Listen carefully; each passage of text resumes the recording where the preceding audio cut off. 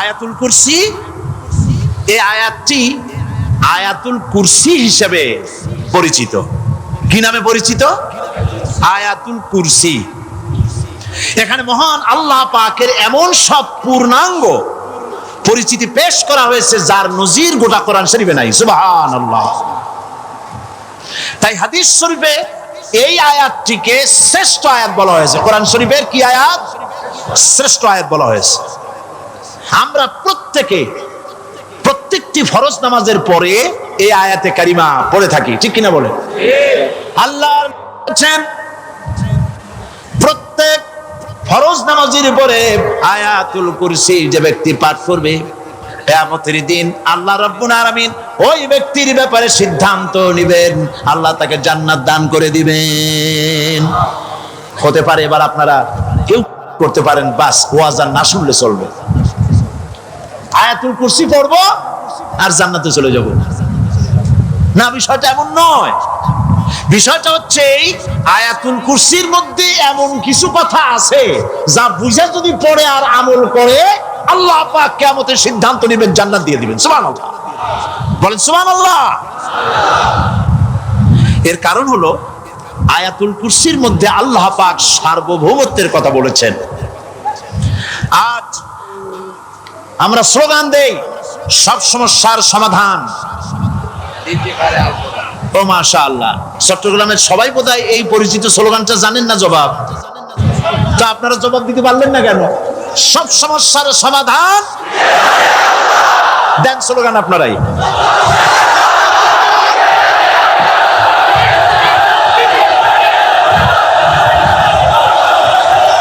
এটা শুধু স্লোগান নয়, সব সমস্যার সমাধান দিতে পারে আল কোরআন। এটা শুধু স্লোগান নয়, এটাই বাস্তবতা, এটাই বাস্তব সত্য। আয়াতুল কুরসির মধ্যে রয়েছে একটি জটিল সমস্যার সমাধান, যাকে সহজ কথায় বলা যায় গদি সমস্যার সমাধান। কুরসি মানে হলো গদি। আজকাল গদি নিয়ে কি হচ্ছে টের পাচ্ছে না ভাই? এই গদি নিয়ে টানাটানি হচ্ছে পৃথিবীর সর্বত্র। সার্বভৌমত্বের মালিক কে হবে? এটা তো আপনারা বলতেছেন, কিন্তু যারা কোরআন জানে না তারা বলে সার্বভৌমত্বের মালিক জনগণ। দেখেন না, ওরা বলে সকল ক্ষমতার উৎস জনগণ। তারা বলে, নেতা নেত্রীরা বলেন সকল ক্ষমতার উৎস, কন না কেন? উৎস জনগণ। এই কথাটা হলো আসলে ভোটারদেরকে পাম্পট্টি দেওয়া, আপনাদেরকে ফুলাইয়া ডানলপ টায়ার বানায়। আপনারা খুব খুশি হবেন সমস্ত ক্ষমতার উৎস তাহলে আমরা। আরে বাবারা, তোমরা সকল ক্ষমতার উৎস যার পেট ভরা ময়লা, নাকের মধ্যে ছাতা, দাঁতে ছাতা, তুমি হবা সকল ক্ষমতার উৎস। আহা, ক্ষমতার ঠেলায় একটা সাপ দেখলে ভয়তে সিট হয়ে পড়ো, সাইকেলের টায়ার বাস্ট হইলে হার্ট ফেল করে। সকল ক্ষমতার উৎস, সকল ক্ষমতার উৎস জনগণ, এই কথা বলা কবিরা গুনাহ, এই কথা বিশ্বাস করা হারাম, এই কথা বিশ্বাস করা শিরক। কারণ সকল ক্ষমতার উৎস জনগণ এই কথা যদি বলা হয় তাহলে কোরআনে কারীমের সাথে কন্ট্রাডিকশন হয়, সাংঘর্ষিক। আল্লাহ পাক কি বলেছেন? আল্লাহ পাক বলেছেন আন্নাল কুওয়াতা লিল্লাহি জামিআ। বলেন আন্নাল কুওয়াতা লিল্লাহি জামিআ। আমার আল্লাহ রাব্বুল আলামিন বলেন, জেনে রাখো নিঃসন্দেহে সকল ক্ষমতার উৎস কেবলমাত্র আল্লাহ রাব্বুল আলামিন। সকল ক্ষমতার উৎস কে? জোরে বলেন আল্লাহ, আল্লাহ, আল্লাহ। তিনি একমাত্র সকল ক্ষমতার উৎস। কোরআন আয়াতুল কুরসি আল্লাহ কোরআনে নাজিল করে সার্বভৌমত্বের মালিক কে হবে সমস্যার সমাধান করে দিলেন। রাসূল করিম সাল্লাল্লাহু আলাইহি সাল্লাম মানুষের সার্বভৌমত্ব খতম করে মদিনায় আল্লাহর সার্বভৌমত্ব কায়েম করে তিনি একটি রাষ্ট্র কায়েম করলেন। মদিনার রাষ্ট্রের সার্বভৌমত্বের মালিক কে ছিলেন? আল্লাহ। জোরে বলেন কে ছিলেন? আল্লাহ। মানুষ তখন দেখতে পেল খোদাই সার্বভৌমত্বের ভিত্তিতে যে রাষ্ট্র গঠন হয়, সেই রাষ্ট্র মানবতার জন্য কত কল্যাণকর হয়। সুবহানাল্লাহ বিহামদিহি। আয়াতুল কুরসিতে বলা হলো যে সার্বভৌমত্বের মালিক এই ক্ষমতাটাকে আরবিতে বলা হয় উলুহিয়াত। এই ক্ষমতাকে সার্বভৌমত্বের ক্ষমতাটাকে আরবিতে কি বলা হয়? উলুহিয়াত। আর যার হাতে এই ক্ষমতাটা থাকে তাহলে বলে ইলাহ, তাকে কি বলা হয়? আল্লাহ রাব্বুল আলামিন আয়াতুল কুরসির শুরুতে এই কথাটাই বলে দিলেন, আল্লাহু লা ইলাহা ইল্লা হুয়াল হাইয়ুল কাইয়্যুম। আল্লাহ হচ্ছেন তিনি যিনি ছাড়া কোনো ইলাহা নাই। তার মানে হলো সার্বভৌমত্বের একচ্ছত্র মালিকানা কার হাতে? চিৎকার দিয়ে বলুন, আল্লাহ রাব্বুল আলামিনের হাতে। সার্বভৌমত্বের এই ক্ষমতা হস্তান্তরযোগ্য নয়। আর সার্বভৌমত্বের মালিক যিনি হবেন তার শুরু থাকবে না, শেষও থাকবে না। এই কোয়ালিটি কার মধ্যে আছে? আল্লাহ পাকের মধ্যে। আল্লাহ পাক বললেন তিনি হচ্ছেন আল হাই আল কাইয়্যুম। তিনি হাইয়্যু, তিনি কাইয়্যুম। তিনি শাশ্বত, তিনি জাগ্রত, তিনি চিরস্থায়ী, যার শুরুও নাই, যার শেষও নাই। সুবহানাল্লাহ বিহামদিহি। এই সার্বভৌমত্বের মালিকানা নিয়ে যারা বসে আছে, যে কোনো মুহূর্তে তার হাত থেকে ক্ষমতা ছিনতাই হয়ে যেতে পারে, পারে কিনা? আর ঘুমায় থাকলে, সার্বভৌমত্বের মালিক দাবি করে যদি ঘুমায় থাকে, ততক্ষণ ভারপ্রাপ্ত বানাবে কারে? এই জন্য সার্বভৌমত্বের মালিক হচ্ছেন আল্লাহ পাক, যাকে ঘুম এবং তন্দ্রা স্পর্শ করে না। সার্বভৌমত্বের মালিকের কোয়ালিটি আল্লাহ পাক বলছেন লা তাখুযুহু সিনাতুন ওয়ালা নাওম। পড়েন সবাই, লা তাখুযুহু সিনাতুন ওয়ালা নাওম। তার ঘুমও নাই, তন্দ্রাও নাই। হযরত মূসা সালাম আল্লাহ পাকের কাছে একবার প্রশ্ন তুলেছেন, আল্লাহ পাক তুমি নাকি? আল্লাহ বলেন তুমি বিশ্বাস করো না? মূসা আলাইহিস সালাম বলছেন অবশ্যই বিশ্বাস করি। আল্লাহ পাক বললেন বিশ্বাস যদি করো তাহলে বুঝানো যাবে। হযরত ইব্রাহিম আলাইহিস সালাম বলেছিলেন আল্লাহ পাকের কাছে, কাইফা রব্বি আরিনি কাইফা তুহিল মাউতা। হে রব, তুমি আমারে দেখাও কেমনে তুমি মৃত্যুকে জিন্দাকে মৃত্যু করো, মৃত্যুকে জিন্দা করো, একটু দেখাও আমারে। আল্লাহ পাক বললেন আওয়ালাম তুমিন, বিশ্বাস করো না? ইব্রাহিম আলাইহিস সালাম সঙ্গে সঙ্গে বললেন বালা। নাম বললেন না, বালা মানেও হ্যাঁ, নাম মানেও হ্যাঁ, কিন্তু একটু বেশ কম আছে। তিনি নাম না বলে বালা বললেন। নামের অর্থ হলো হ্যাঁ, আর না বালার অর্থ হচ্ছে কেন নয়, অবশ্যই বিশ্বাস করি। ওয়ালাকিন লিয়াতমাইন্না কলবি। তবে আল্লাহ তুমি যদি চোখে দেখাও একটু, তাহলে এগুলি একটুখানি লিয়াতমাইন্না কলবি, আমার অন্তরাত্মা প্রশান্তি লাভ করবে যদি চোখে দেখতে পারি। আল্লাহ বলেন তাহলে তোমারে দেখাবো। আল্লাহ দেখাইলেন। মূসা আলাইহিস সালাম যখন বললেন যে আল্লাহ পাক আর মৃত্যুকে চিন্তা করো কেমনে, তুমি ঘুমায় থাকো, না ঘুমায় পারো কেমনে? তোমার নাকি ঘুম নাই, তন্দ্রা নাই। আল্লাহ পাক বলেন বিশ্বাস করো না? বলে আমি বিশ্বাস করি। তো ঠিক আছে তাহলে তোমার দেখাই। বললেন এক গ্লাস পানি নিয়ে আসো। এক গ্লাস পানি নিয়ে এসে দাঁড়িয়ে থাকো। আল্লাহ পাক মূসা আলাইহিস সালামকে বললেন এক গ্লাস পানি নিয়ে দাঁড়াও। আর ঘুমকে আল্লাহ পাক বললেন মূসারে ধরো। মূসা আলাইহিস সালাম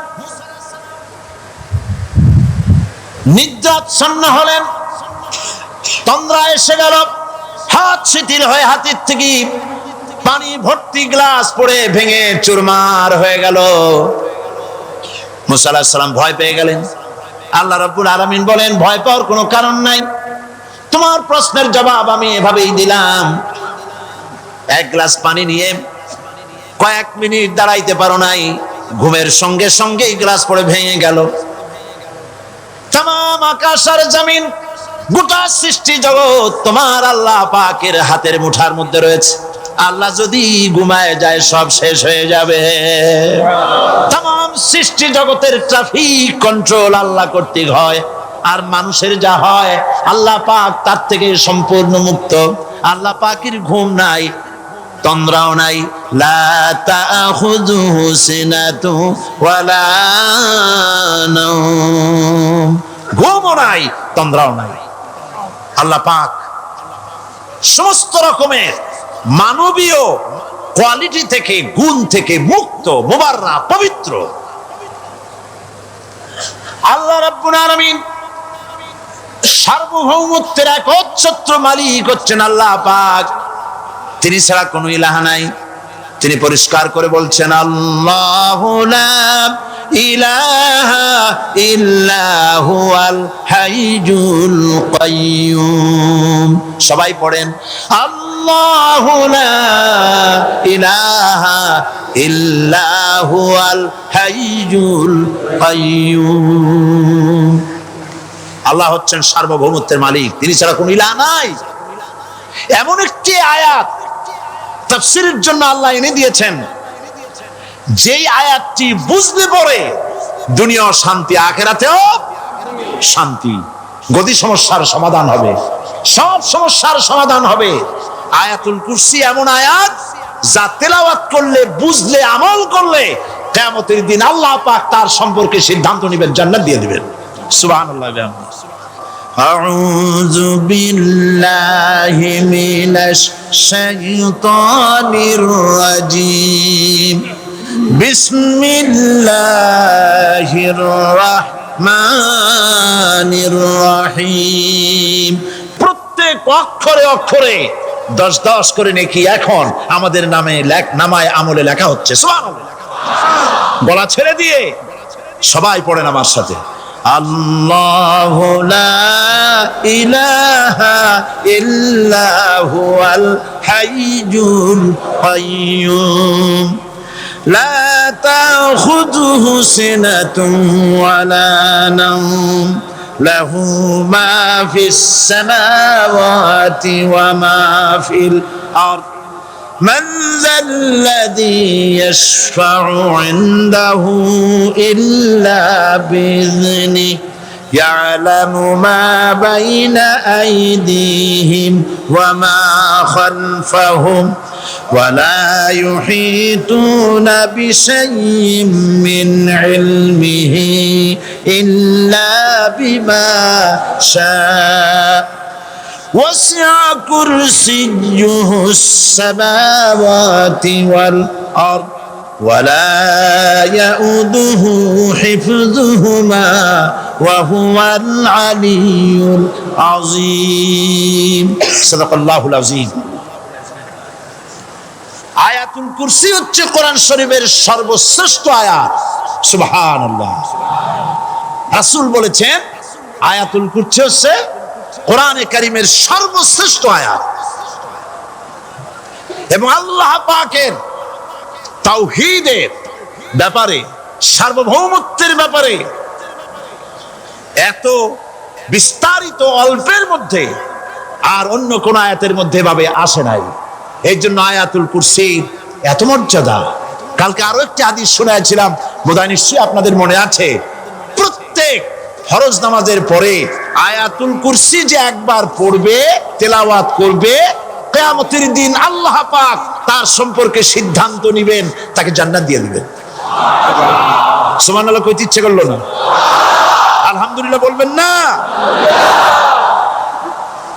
তার অর্থ হলো এই আয়াতুল কুরসি যদি মানুষ পড়ে আর বোঝে, আর ওই অনুযায়ী যদি আকীদা তৈরি হয়, জীবন তৈরি হয়, তার জীবন জান্নাতের জন্য তৈরি হয়ে যায়। গতকাল আল্লাহ পাকের সার্বভৌমত্বের কথা আমরা আলোচনা করেছিলাম। আলোচনা করব আল্লাহ পাকের পরিচয়।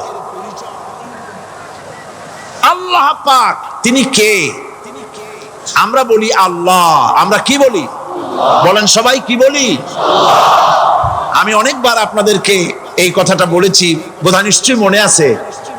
আল্লাহ এই উচ্চারণটা আমাদের অনেকের হয় না, কেউ বলে না আল্লাহ। আল্লাহ পাকের উচ্চারণটা হচ্ছে, আল্লাহ পাকের নামকরণ হচ্ছে আল্লাহ। মুখটা একটু গোল হয়ে যাবে, বলেন আল্লাহ আল্লাহ আল্লাহ। পৃথিবীতে বিভিন্ন জাতি তার স্রষ্টাকে, তারা যাকে স্রষ্টা মনে করে, বিভিন্ন নামে ডাকে। কেউ বলে ভগবান, কেউ বলে ঈশ্বর, কেউ বলে পরমেশ্বর, কেউ বলে বিধাতা, কেউ বলে গড। বিভিন্ন লোকেরা এভাবে ডাকে। তো ভগবান বললে তার প্রতিশব্দে স্ত্রীলিঙ্গে কি আসে? বলেন ভগবতী। ঈশ্বর বললে স্ত্রীলিঙ্গে কি আসে? ঈশ্বরী। বিধাতা বললে তার স্ত্রীলিঙ্গে কি আসে? বিধাত্রী। গড, এটার স্ত্রীলিঙ্গে আসলে কি হবে? তো প্রত্যেকটি তারা যে ভাষায় আল্লাহকে ডাকে, প্রত্যেকটি ভাষায় স্ত্রীলিঙ্গে একটি প্রতিশব্দ আসে। আল্লাহ এর স্ত্রীলিঙ্গে, এর প্রতিশব্দে আরেকটি শব্দ কি গোটা বিশ্ব খুঁজে পাওয়া যাবে? জোরে বলেন, যাবে? যাবে না। এবং অন্যান্য নামগুলি সন্ধি বিচ্ছেদ করলে অর্থই হবে না। গড, এটাকে যদি উল্টায়া বলা হয় তাহলে কি হয়ে যাবে? এবার দেখুন, আল্লাহ এই নাম, আল্লাহর পরিচয় কি? যদি বলা হয় যে আল্লাহর পরিচয় কি, শুধু আল্লাহ দিয়ে আল্লাহকে চেনা যাবে, আল্লাহকে চেনা যাবে। আল্লাহ রাব্বুল আলামিন বলছেন, আল্লাহু লা ইলাহা ইল্লা হুয়াল হাইয়ুল কাইয়্যুম। আল্লাহ হচ্ছেন তিনি যিনি ছাড়া কোনো ইলাহ নাই, মাবুদ নাই, উপাস্য নাই। সুবহানাল্লাহ। এখন আল্লাহর যদি প্রথম একটা অক্ষর আলিফ ছেড়ে দেওয়া হয় তাহলে থাকবে কি? লিল্লাহ। এই লিল্লাহ দিয়েও কেউ যদি আল্লাহর পরিচয় পেতে চায় তাহলে পেয়ে যাবে। আল্লাহ রাব্বুল আলামিন কোরআনে কারীমের ভিতরে শুধু লিল্লাহ দিয়েও আল্লাহকে চেনার ব্যবস্থা করেছেন। লিল্লাহি মা ফিস সামাওয়াতি ওয়া মা ফিল আরদ। আকাশ এবং জমিনের সার্বভৌমত্বের একচ্ছত্র মালিকানা কার? আল্লাহ পাকের। এখন লিল্লাহ থেকে একটা লাম ছেড়ে দেন, কি থাকবে? লাহু। এই লাহু দিয়েও আল্লাহর পরিচয় পাওয়া যাবে, যাবে না? কোরআন বলছে, লাহু মাকালিদুস সামাওয়াতি ওয়াল আরদি ইউবসিতুর রিজকা লিমান ইয়াশা। আকাশ এবং জমিনের রিজকের চাবিকাঠি আল্লাহ পাকের কাছে, যারে খুশি তিনি পর্যাপ্ত রিজক তিনি দান করেন। সুবহানাল্লাহ। এবার লাহুর লাম ছেড়ে দেন, থাকবে কি? একটা অক্ষর। এই একটি অক্ষর দিয়ে আল্লাহ পাকের চেনা যাবে। ইন্নাহু হুয়াল গফুরুর রহিম। তিনি হচ্ছেন মহা ক্ষমাশীল, দয়াবান। আল্লাহর পরিচয় আল্লাহকে দিয়েই জানা যায়। আল্লাহর পরিচয় হচ্ছে তিনি এই আকাশ সৃষ্টি করেছেন, এই জমিন সৃষ্টি করেছেন, মানব গোষ্ঠীকে সৃষ্টি করেছেন। আকাশের স্রষ্টা কে? জমিনের স্রষ্টা কে? মানুষের স্রষ্টা কে? আল্লাহ পাক। দেখুন, আল্লাহ পাক আকাশের স্রষ্টা, জমিনের স্রষ্টা, মানুষের স্রষ্টা। এই কথাকে ভুলিয়ে দেওয়ার জন্য, এই কথাটিকে ভুলিয়ে দেওয়ার জন্য আল্লাহকে অস্বীকার করছে এক শ্রেণীর লোকেরা। তারা বলছে দেয়ার ইজ নো গড, স্রষ্টা বলতে কেউ নাই। Unseen is nothing. আল্লাহ পাক কোরআনকে বোঝার জন্য, আল্লাহকে চেনার জন্য ব্যবস্থা করেছেন। ওরা বলছে কি? Unseen is nothing.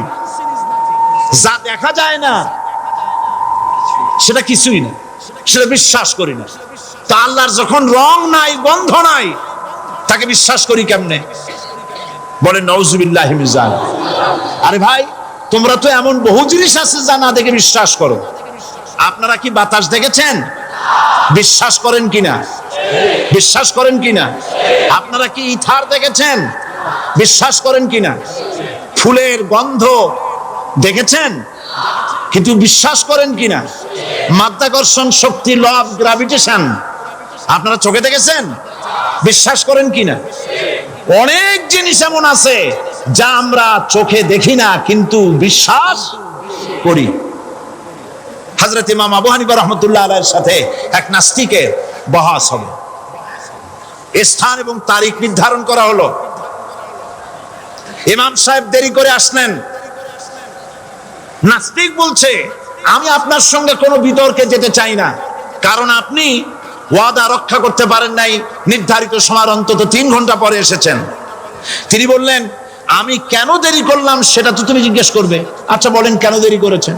তিনি বললেন, দেখো এই জায়গায় আসার পথে একটা নদী বেঁধেছিল, কি করে আমার কাছে পারাপারের কোনো বন্দোবস্ত ছিল না। এক পর্যায়ে হতাশ হয়ে গেলাম, আমার বোধহয় যাওয়াই হবে না। শেষ পর্যন্ত আমি দেখতে পেলাম হঠাৎ করে আমার পাশে একটা ফলের বীজ পড়লো, তা দিয়ে একটা গাছ অঙ্কুরিত হলো। দেখটি না তা গাছটা একটা ময়ূর হয়ে পরিণত হয়ে গেল। কই থেকে একটা করাতে সে গাছটা কেটে ফেলে দিল। ফটাফট কতগুলি তক্তা বেরিয়ে আসলো, কোথার থেকে একটা হাতুড়ি আর কতগুলি লোহা এসে ঠাস ঠাস করে বাড়ি লেগে একটা কিস্তি তৈরি হয়ে গেল। কিস্তিটার ধাপায় পড়লো নদীতে, আমি লাফ দিয়ে উঠলাম, তাই দেরি হলো। নাস্তিক বলছে, আপনার সাথে আমি জানছিলাম যে আপনি অত্যন্ত বুদ্ধিমান মানুষ, কিন্তু যে ঘটনা শুনাইলেন আপনার স্ক্রু একটাও টাইট আছে বলে মনে হয় না, আপনার সাথে আর কোনো বহস নয়। তিনি বললেন, কেন? কই বহস না, আপনি বলছেন যে এইরকম একটা গাছ চারা হয়ে গেল, সাথে সাথে বিনা মিস্ত্রিতে গাছটা কাটলো, তারপর এইটা দিয়ে তক্তা হলো, লোহা আসলো, হাতুড়ি হইলো, বিনা মিস্ত্রিতে কিস্তি তৈরি হয়ে গেল, নৌকা এটা পড়লো নদীতে, আর বিনা মাঝিতে আপনি পার হয়ে আসলেন। এটা কি আদৌ সম্ভব? ইমাম আবু হানিফা রাহমাতুল্লাহ আলাইহি বলছেন, তোমার সাথে আমি কোনো কিতাব দিয়ে ঝগড়া করব না, কোনো কিতাব দিয়ে আমি তোমার সাথে বহস করব না। এই একটি দৃষ্টান্ত তোমার জন্য যথেষ্ট। একটা মিস্ত্রি ছাড়া যদি একটা কিস্তি তৈরি না হতে পারে, একটা গাছ কেটে তক্তা যদি না হতে পারে, এই বিশাল আকাশ, এই বিশাল জমিন, আর তোমার মতো এরকম একটা সুন্দর মানুষ বিনা মিস্ত্রিতে, বিনা স্রষ্টায় তৈরি হলো কেমনে? এক কথায় নাস্তিক বলছে, আমার জীবনের ভুল ধরা পড়ল। নাস্তিক বলছে, জীবনের ভুল ধরা পড়েছে, আমি মুসলমান হয়ে গেলাম। লা ইলাহা ইল্লাল্লাহু মুহাম্মাদুর রাসূলুল্লাহ। জোরে পড়েন, লা ইলাহা লা ইলাহা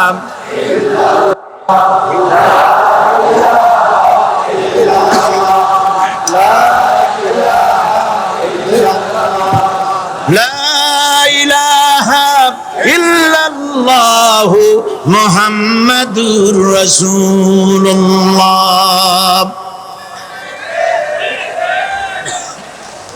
আল্লাহ পাক বলছেন, আমি আদম, আমি দাউদ এবং সুলাইমানকে জ্ঞান দান করেছি, ইব্রাহিমকে জ্ঞান দান করেছি। কোরআন শরীফের বহু জায়গায় শুধু জ্ঞানের কথাই বলা হয়েছে। সুবহানাল্লাহ। সুতরাং বুদ্ধিজীবী, এই বুদ্ধিজীবীরা তারা আসল জ্ঞানটা নাই। আসল জ্ঞান কোনটা বলেন? কোনটা? ডক্টর শহীদুল্লাহ মরহুম, আমি অনেকবার বলেছি তার কথা, তাকে জান্নাতুল ফেরদাউস নসিব করুন, বলেন আমিন। ডক্টর শহীদুল্লাহ মরহুম বলতেন তার লোকদেরকে যে তোমরা বিদেশ থেকে অনেক ডিগ্রি নামের আগে আনতে পারো, তোমরা পণ্ডিত, একথা আমি স্বীকার করি, কিন্তু কোরআন শরীফের জ্ঞান যদি না থাকে তাহলে পণ্ডিতের আগে আর একটা শব্দ বসবে, মূর্খ পণ্ডিত। কোরআনের জ্ঞান পাণ্ডিত্যকে পরিপূর্ণ করে দেয়, কারণ ওয়ামা উতীতুম মিনাল ইলমি ইল্লা কালিলা। সুবহানাল্লাহ। আল্লাহ পাক বলছেন, তোমাদেরকে সামান্যতম জ্ঞান দান করেছি। কতটুকুন জ্ঞান? কতটুকুন? সামান্যতম জ্ঞান দান করেছি। সুতরাং আল্লাহ পাক কোরআনের মধ্যে তার নিজের পরিচয় ছোট্ট একটি সূরার মধ্যে ব্যাপক আকারে বলে দিয়েছেন। কি? কুল হুয়াল্লাহু আহাদ। সবাই পড়েন আমার সাথে, কুল হুয়াল্লাহু আহাদ আল্লাহুস সামাদ লাম ইয়ালিদ ওয়া লাম ইউলাদ ওয়া লাম ইয়াকুল লাহু কুফুয়ান আহাদ। আল্লাহ পাক বলেন আল্লাহ এক এবং একক, তিনি কারো মুখাপেক্ষী নন, তিনি কাউকে জন্ম দেন নাই, তাকেও কেউ জন্ম দেয়নি। আকাশ আর জমিনে আল্লাহর সমকক্ষ কেউ নাই। সুবহানাল্লাহ। তাকে কেউ জন্ম দেয়নি, তিনিও কাউকে জন্ম দেননি। তিনি এক, তিনি ছিলেন, তিনি আছেন, তিনি থাকবেন। তার শুরুও নাই, তার শেষও নাই। সুবহানাল্লাহ। এই আল্লাহ রাব্বুল আলামিন তার পরিচয় আয়াতুল কুরসি সার্বভৌমত্বের পরিচয় দিয়েছে, আল্লাহর পরিচয় দিয়েছে। আল্লাহ তিনি খালিক। মানব সৃষ্টির এবং পৃথিবীর সৃষ্টির ইতিহাস ঘাটলে মানুষের যদি কিসমত ভালো থাকে, তাহলে আল্লাহর সান্নিধ্য, আল্লাহর অস্তিত্ব সম্পর্কে জ্ঞান তাকে আল্লাহ পাক দান করে দেন। সুবহানাল্লাহ। পৃথিবীর সৃষ্টির ব্যাপারে বুদ্ধিজীবীরা কি বলছেন দেখুন। পৃথিবীর সৃষ্টির ব্যাপারে বিজ্ঞানীরা বলছেন যে এই পৃথিবী এরকম ছিল না, তো কি রকম ছিল? এইটা সূর্যের পাশ থেকে একটা উজ্জ্বল শক্তিশালী জ্যোতিষ্ক দারুণ ফোর্স নিয়ে যাচ্ছিল। সেই ফোর্স সহ্য করতে না পেরে সূর্যের একটি দুর্বলতম অংশ সূর্য থেকে ছিটকে মহাশূন্যে পড়ে গেল, আর ঘুরতে ঘুরতে এই পৃথিবীর অস্তিত্ব লাভ করল। বিজ্ঞানের এই কথা যদি বিশ্বাস করতে হয়, তাহলে আমাকে বলতে হয় এখন তো মানুষেরা আর পৃথিবীতে ধরছে না, ঠিক কিনা? কথা বলছেন না কেন? মানুষ পৃথিবীতে এখন ধরতেছে, বিভিন্ন দেশ খালি বলতেছে মানুষ কমাও, সন্তান কমাও, বিভিন্ন পদ্ধতি গ্রহণ করো, আর মানুষ বাড়াইও না। আল্লাহ পাক বলছেন আল্লাহু লা ইলাহা ইল্লা হুয়াল হাইয়ুল কাইয়্যুম। আল্লাহ হচ্ছেন তিনি, যিনি ছাড়া কোনো ইলাহ নাই। লা ইলাহা ইল্লাহু, তিনি ছাড়া কোনো ইলাহ নাই, সার্বভৌমত্বের মালিক কেউ নাই। এই যে লা ইলাহা, কোনো ইলাহ নাই, আমরা কালেমার মধ্যে এই কথাটা বলি। আমাদের কালেমায়ে তাইয়্যিবা আমরা কি উচ্চারণ করি? লা ইলাহা ইল্লাল্লাহু মুহাম্মাদুর রাসূলুল্লাহ।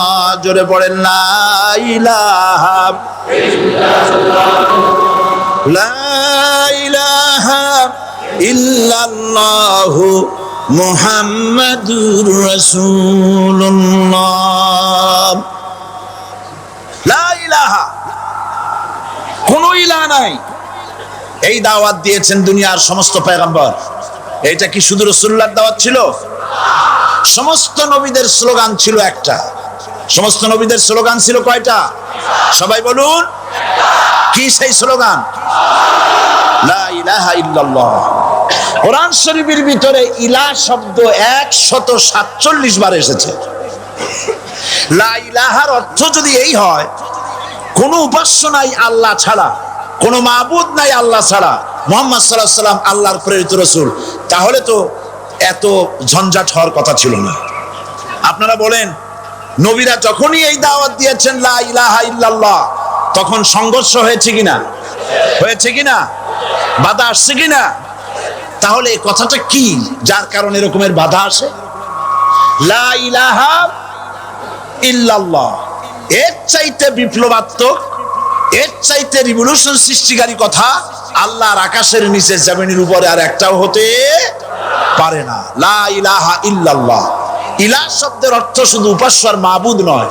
ইলাহ শব্দের অর্থ হচ্ছে আইনদাতা, ইলাহ শব্দের অর্থ হচ্ছে শাসনকর্তা, ইলাহ শব্দের অর্থ হচ্ছে বিধানদাতা। তো লা ইলাহা যখন একটি লোক ঘোষণা করে, তার অর্থ দাঁড়ায় কোনো আইনদাতা নাই, বিধানদাতা নাই, শাসনকর্তা নাই, কারো আইন মানি না, বিধান মানি না, শাসন মানি না, আল্লাহ ছাড়া। কে ছাড়া? আল্লাহ ছাড়া। এই কালেমার দাওয়াত যখন পয়গম্বরেরা দিয়েছেন, তখন 3 শ্রেণীর লোকেরা বাধা দিয়েছে। বলেন কয় শ্রেণী? সবাই বলেন। 3 শ্রেণীর লোকেরা বাধা দিয়েছে। লক্ষ্য করুন, 1 নম্বরে বাধা দিয়েছে রাষ্ট্র শক্তি। 1 নম্বরে বাধা দিল কারা? 2 নম্বরে বাধা দিয়েছে ধনাঢ্য ব্যক্তিবর্গ। 3 নম্বরে বাধা দিয়েছে যারা কায়েমি স্বার্থবাদী ধর্মীয় শক্তি। এই 3টি শ্রেণী সমস্ত নবীদেরকে বাধা দিয়েছে। সেই বাধা অতীতে যারা দিত এখন আর দেয় না, নাকি এখনো দেয়? দেখুন, এই কালেমার দাওয়াত হযরতে মূসা আলাইহিস সালামকে যেদিন আল্লাহ পাক প্রথম ওহী দিলেন, এই দাওয়াত শুধু রাসূল দেন নাই, আল্লাহ পাক বলছেন প্রত্যেক নবী তার জাতিকে এই দাওয়াত দিয়েছেন। কি? আল্লাহ রাব্বুল আলামিন বলেন সকল নবী তার কওমকেই বলে দাওয়াত দিয়েছেন, ইয়া কওমি ইবুদুল্লাহা মা লাকুম মিন ইলাহিন গায়রু। হে সম্প্রদায়, আল্লাহ ছাড়া কোনো ইলাহ নাই, তার ইবাদত করো, তারই দাসত্ব করো, তার গোলামি করো। আল্লাহ পাক মূসা আলাইহিস সালামকে যখন নবুয়ত দিলেন, প্রথম যে ওহী এলো, প্রথম ওহীটাই ছিল ইন্নানি আনাল্লাহ লা ইলাহা ইল্লা আনা ফা'বুদনি ওয়া আকিমিস সালাতা লিযিকরি। নিশ্চয়ই আমি আল্লাহ, আমি ছাড়া কোনো ইলাহ নাই, আইনদাতা নাই, বিধানদাতা নাই, সুতরাং আমার দাসত্ব করো এবং আমার শরণার্থে নামাজকে প্রতিষ্ঠা করো। মূসা আলাইহিস সালামকে আল্লাহ পাক ওহী দিয়ে তাকে পাঠালেন। কোথায় পাঠালেন? আল্লাহ পাক বলেন, ইযহাব ইলা ফিরআউনা ইন্নাহু তাগা। গোটা কওম নাফরমান, আল্লাহর আইন কেউ মানছে না। গোটা কওমের কাছে না পাঠাইয়া আল্লাহ পাক সর্বপ্রথম মূসা আলাইহিস সালামকে দাওয়াত নিয়ে কার কাছে পাঠালেন? ফেরাউনের কাছে। কারণ ফেরাউন হচ্ছে রাষ্ট্রশাসক। ফেরাউন কি? রাষ্ট্রশাসক। হযরতে মূসা আলাইহিস সালাম ফেরাউনের কাছে গেলেন আর দাওয়াত দিলেন, ফেরাউন পড়ে নাও, লা ইলাহা ইল্লাল্লাহ। একটি কথা আপনাদের মনে রাখতে হবে, দুনিয়ার কোন ফেরাউন, কোন নমরুদ, কোন সাদ্দাত, কোন হামান কেউ বলে নাই যে আমি আল্লাহ, আমি রাজ্জাক, আমি খালেক, আমি পৃথিবীর সৃষ্টি করেছি। কথা কেউ বলেছে? কেউ বলে নাই। কি বলেছে তারা? ফেরাউন বলেছে, মা আলিমতু লাকুম মিন ইলাহিন গায়রি, আমি তো জানি না আমি ছাড়া আরো কোনো ইলাহ আছে, এ কথা আমার জানা নাই, সুতরাং আমি হচ্ছি ইলাহ আর তুমি বলছো লা ইলাহা। তার মানে হচ্ছে ওই সময় পয়গম্বরেরা, আল্লাহর নবীর সাহাবীরা তারা জানতেন যে আমরা কিসের দাওয়াত দেই, আর যারা শুনতো তারাও বুঝতো কিসের দাওয়াত শুনতেছি। আজ আমার দেশে একই কালেমার দাওয়াত দেওয়া হয়, কিন্তু মানুষেরা বুঝতে পারে না কি শুনতেছি। ভাষা জানার ব্যাপারে, বোঝার ব্যাপারে হলো আসল বিষয়। এটা বুঝাতে গিয়ে আমি মাঝে মধ্যে একটা দৃষ্টান্ত দেই এভাবে। একজনের একটা রেশনের দোকান ছিল, সেই দোকানে তার একটা ময়না পাখি ছিল। আর ময়না পাখিকে কথা শেখানো যায়, সেটা তো আপনারা জানেন। জি, ময়নাকে শিখাইছে যে লাইন করুন, এক এক করে আসুন। ময়না এই কথা শিখেছে। সকালবেলায় যখন রেশনের দোকানে ভিড় পড়ে গেছে, তখন ওই পাখি খাঁচার মধ্যে বসে বলছে লাইন করুন, এক এক করে আসুন। একদিন খাঁচার দরজা খোলা পেয়ে পাখি উড়ে গিয়ে গাছের ডালে বসেছে। আশেপাশে যত পাখি ছিল তারা চিন্তা করলো এই রকমের পাখি তো কখনো দেখি নাই। ময়না তো দেখতে কাকের মতো না, শালিকের মতো না, দেখতে একটা ভিন্ন রকম।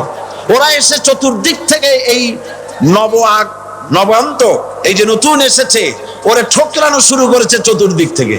ঠোকরানি খেয়ে ময়না বলতেছে লাইন করুন, এক এক করে আসুন।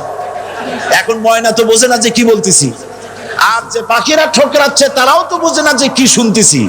ময়না যদি বুঝতো যে আমি কি বলি, সবাই মিলে ঠোকরায়, তাই জান বাসে না, লাইন করে ঠোকরাইনি তো কলজে যাবে, সব ঠোঁটে ঠোঁটে চলে আসে, বুঝে নেয়। আমাদের অবস্থা তাই হয়েছে। সুতরাং এই কালেমার দাওয়াত যখন হযরতে মূসা আলাইহিস সালাম দিলেন। ফেরাউন বলল, আমি তো জানি না যে আমি ছাড়া আরো কোন ইলাহ আছে, আইনদাতা তো আমি, তুমি নতুন কোথা থেকে আইনদাতা নিয়ে আসছো? ফেরাউন বলছে, দেখো আমারে বাদ দিয়া যদি অন্য কাউকে ইলাহ বলে তুমি মানো, আর সেই শিক্ষা যদি যে জাতিকে দাও, তাহলে আমি তোমাকে ধরে লাআজআলান্নাকা মিনাল মাসজুনিন, আমি তোমাকে কারারুদ্ধ করব, আমি তোমাকে জেলখানায় ঢুকিয়ে দেব। রাষ্ট্রশক্তি প্রথম বাধা দিল কারা? বলেন সবাই। সেই বাধা কি ওখানে শেষ হয়েছে না এখনো আছে? আছে কিনা জোরে বলেন। আমি তোমাকে জেলখানায় ঢুকাবো। হযরতে মূসা আলাইহিস সালাম বলেন, ফেরাউন রে, জেলের ভয় আমি করি না, আমার কি জেলের ভয় দেখায়া লাভ নাই, আমি আল্লাহ পাকের পয়গম্বর হযরতে মূসা আলাইহিস সালাম। ফেরাউনের দলবল আছে, লোক লস্কর আছে, তার অস্ত্রের অভাব নাই।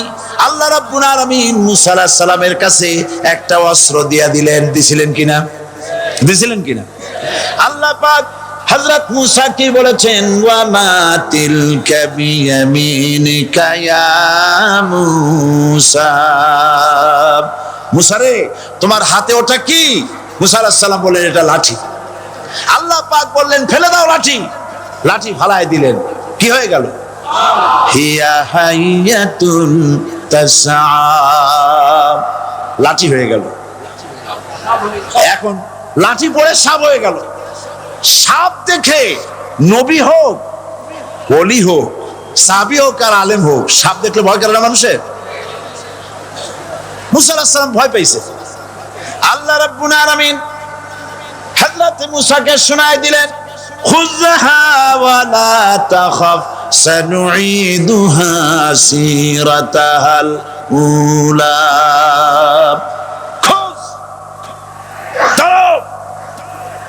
লা তাখাফ, ভয় পেও না। আল্লাহ বলছেন ধরো, ভয় পেও না। ধরার সঙ্গে সঙ্গে স্বাভাবিক অবস্থায় ফিরে আসবে, আবার লাঠি হয়ে যাবে। এখন আল্লাহ বলছেন ধরো। মূসা আলাইহিস সালাম কি ভয় পাওয়া উচিত হবে? উচিত হবে? মূসা আলাইহিস সালাম কি ভয় পাইছিলেন? কারণ হচ্ছে এই দুশমনের শক্তিটা খুব বড়ই দেখা যায়, মনে হয় যেন অনেক বড়, কি জানি কি। আল্লাহ পাক বলছেন, ইন্না কাইদাশ শায়তানে কানা দাঈফা, শয়তানের চক্রান্ত যতই তুমি মনে করো অনেক ষড়যন্ত্রের জাল বিস্তার হয়ে আছে, আল্লাহ কয় কিছুই না, দাঈফা, অত্যন্ত দুর্বল। আল্লাহ পাক বললেন ধরো। মূসা আলাইহিস সালাম সাপ ধরলেন, সঙ্গে সঙ্গে লাঠি হয়ে গেল। ফেরাউন বরদাস্ত করলো না, রাষ্ট্রশক্তির পক্ষ থেকে আক্রমণ শুরু হলো। অপরাধ কি? মূসা আলাইহিস সালামের অপরাধ কি? কি অপরাধ? মাশাআল্লাহ, বুঝতে পেরেছেন। অপরাধ হচ্ছে তিনি বলেছেন লা ইলাহা, জোরে বলেন লা ইলাহা ইল্লাল্লাহ। এই কালেমাকে আজ আমরা ভিক্ষার বুলি বানাইছি। এটা হলো সার্বভৌমত্বের বুলি, এটা হচ্ছে আল্লাহ পাকের সার্বভৌমত্বের কথা। আজ আমরা মানুষের কাছে আমরা শুনি, মানুষেরা ভিক্ষা চায়, লা ইলাহা ইল্লাল্লাহ, এক মুঠ চাউল দেন, লা ইলাহা ইল্লাল্লাহ 10 খান পাই দেন।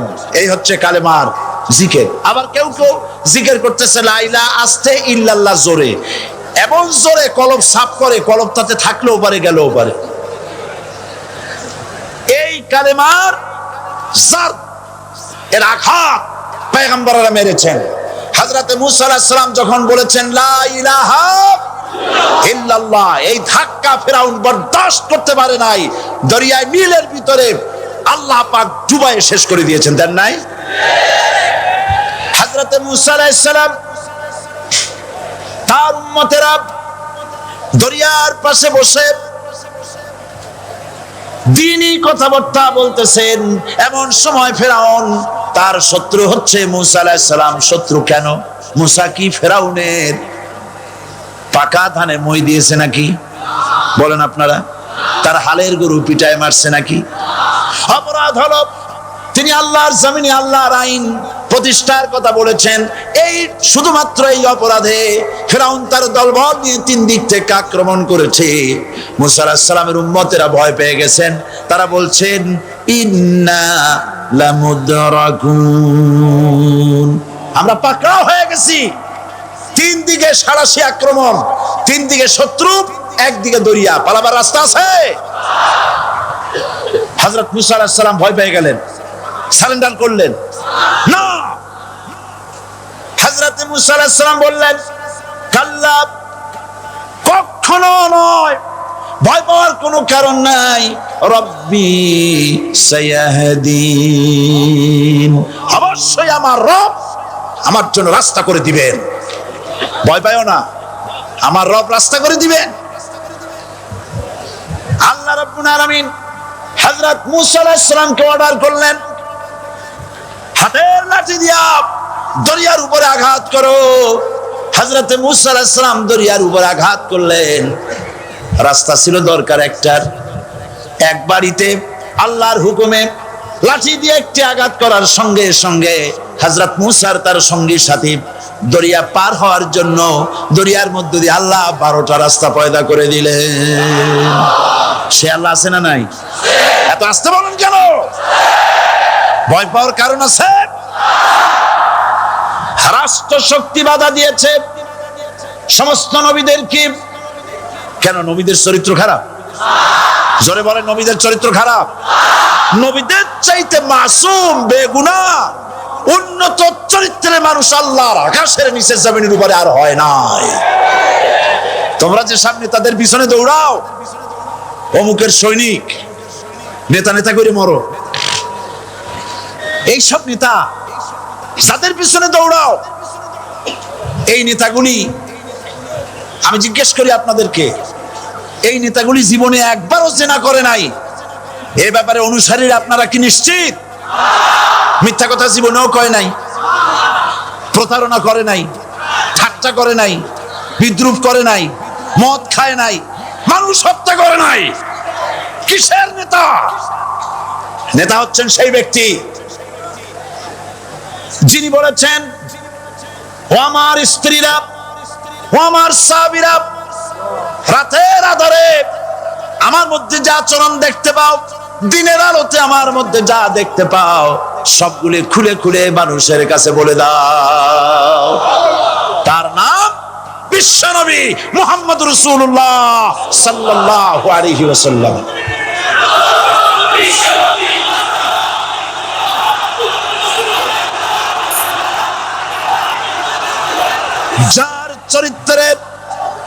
যার চরিত্রের সার্টিফিকেট আল্লাহ রাব্বুল আলামিন নিজে দিচ্ছেন, ওয়া ইন্নাকা লাআলা খুলুকিন আযীম।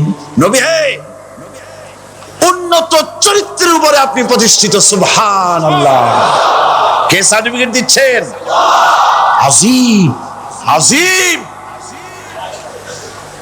আরবিতে চওড়াকে বলা হয় আরিদ, গভীরতাকে বলা হয় আমিক।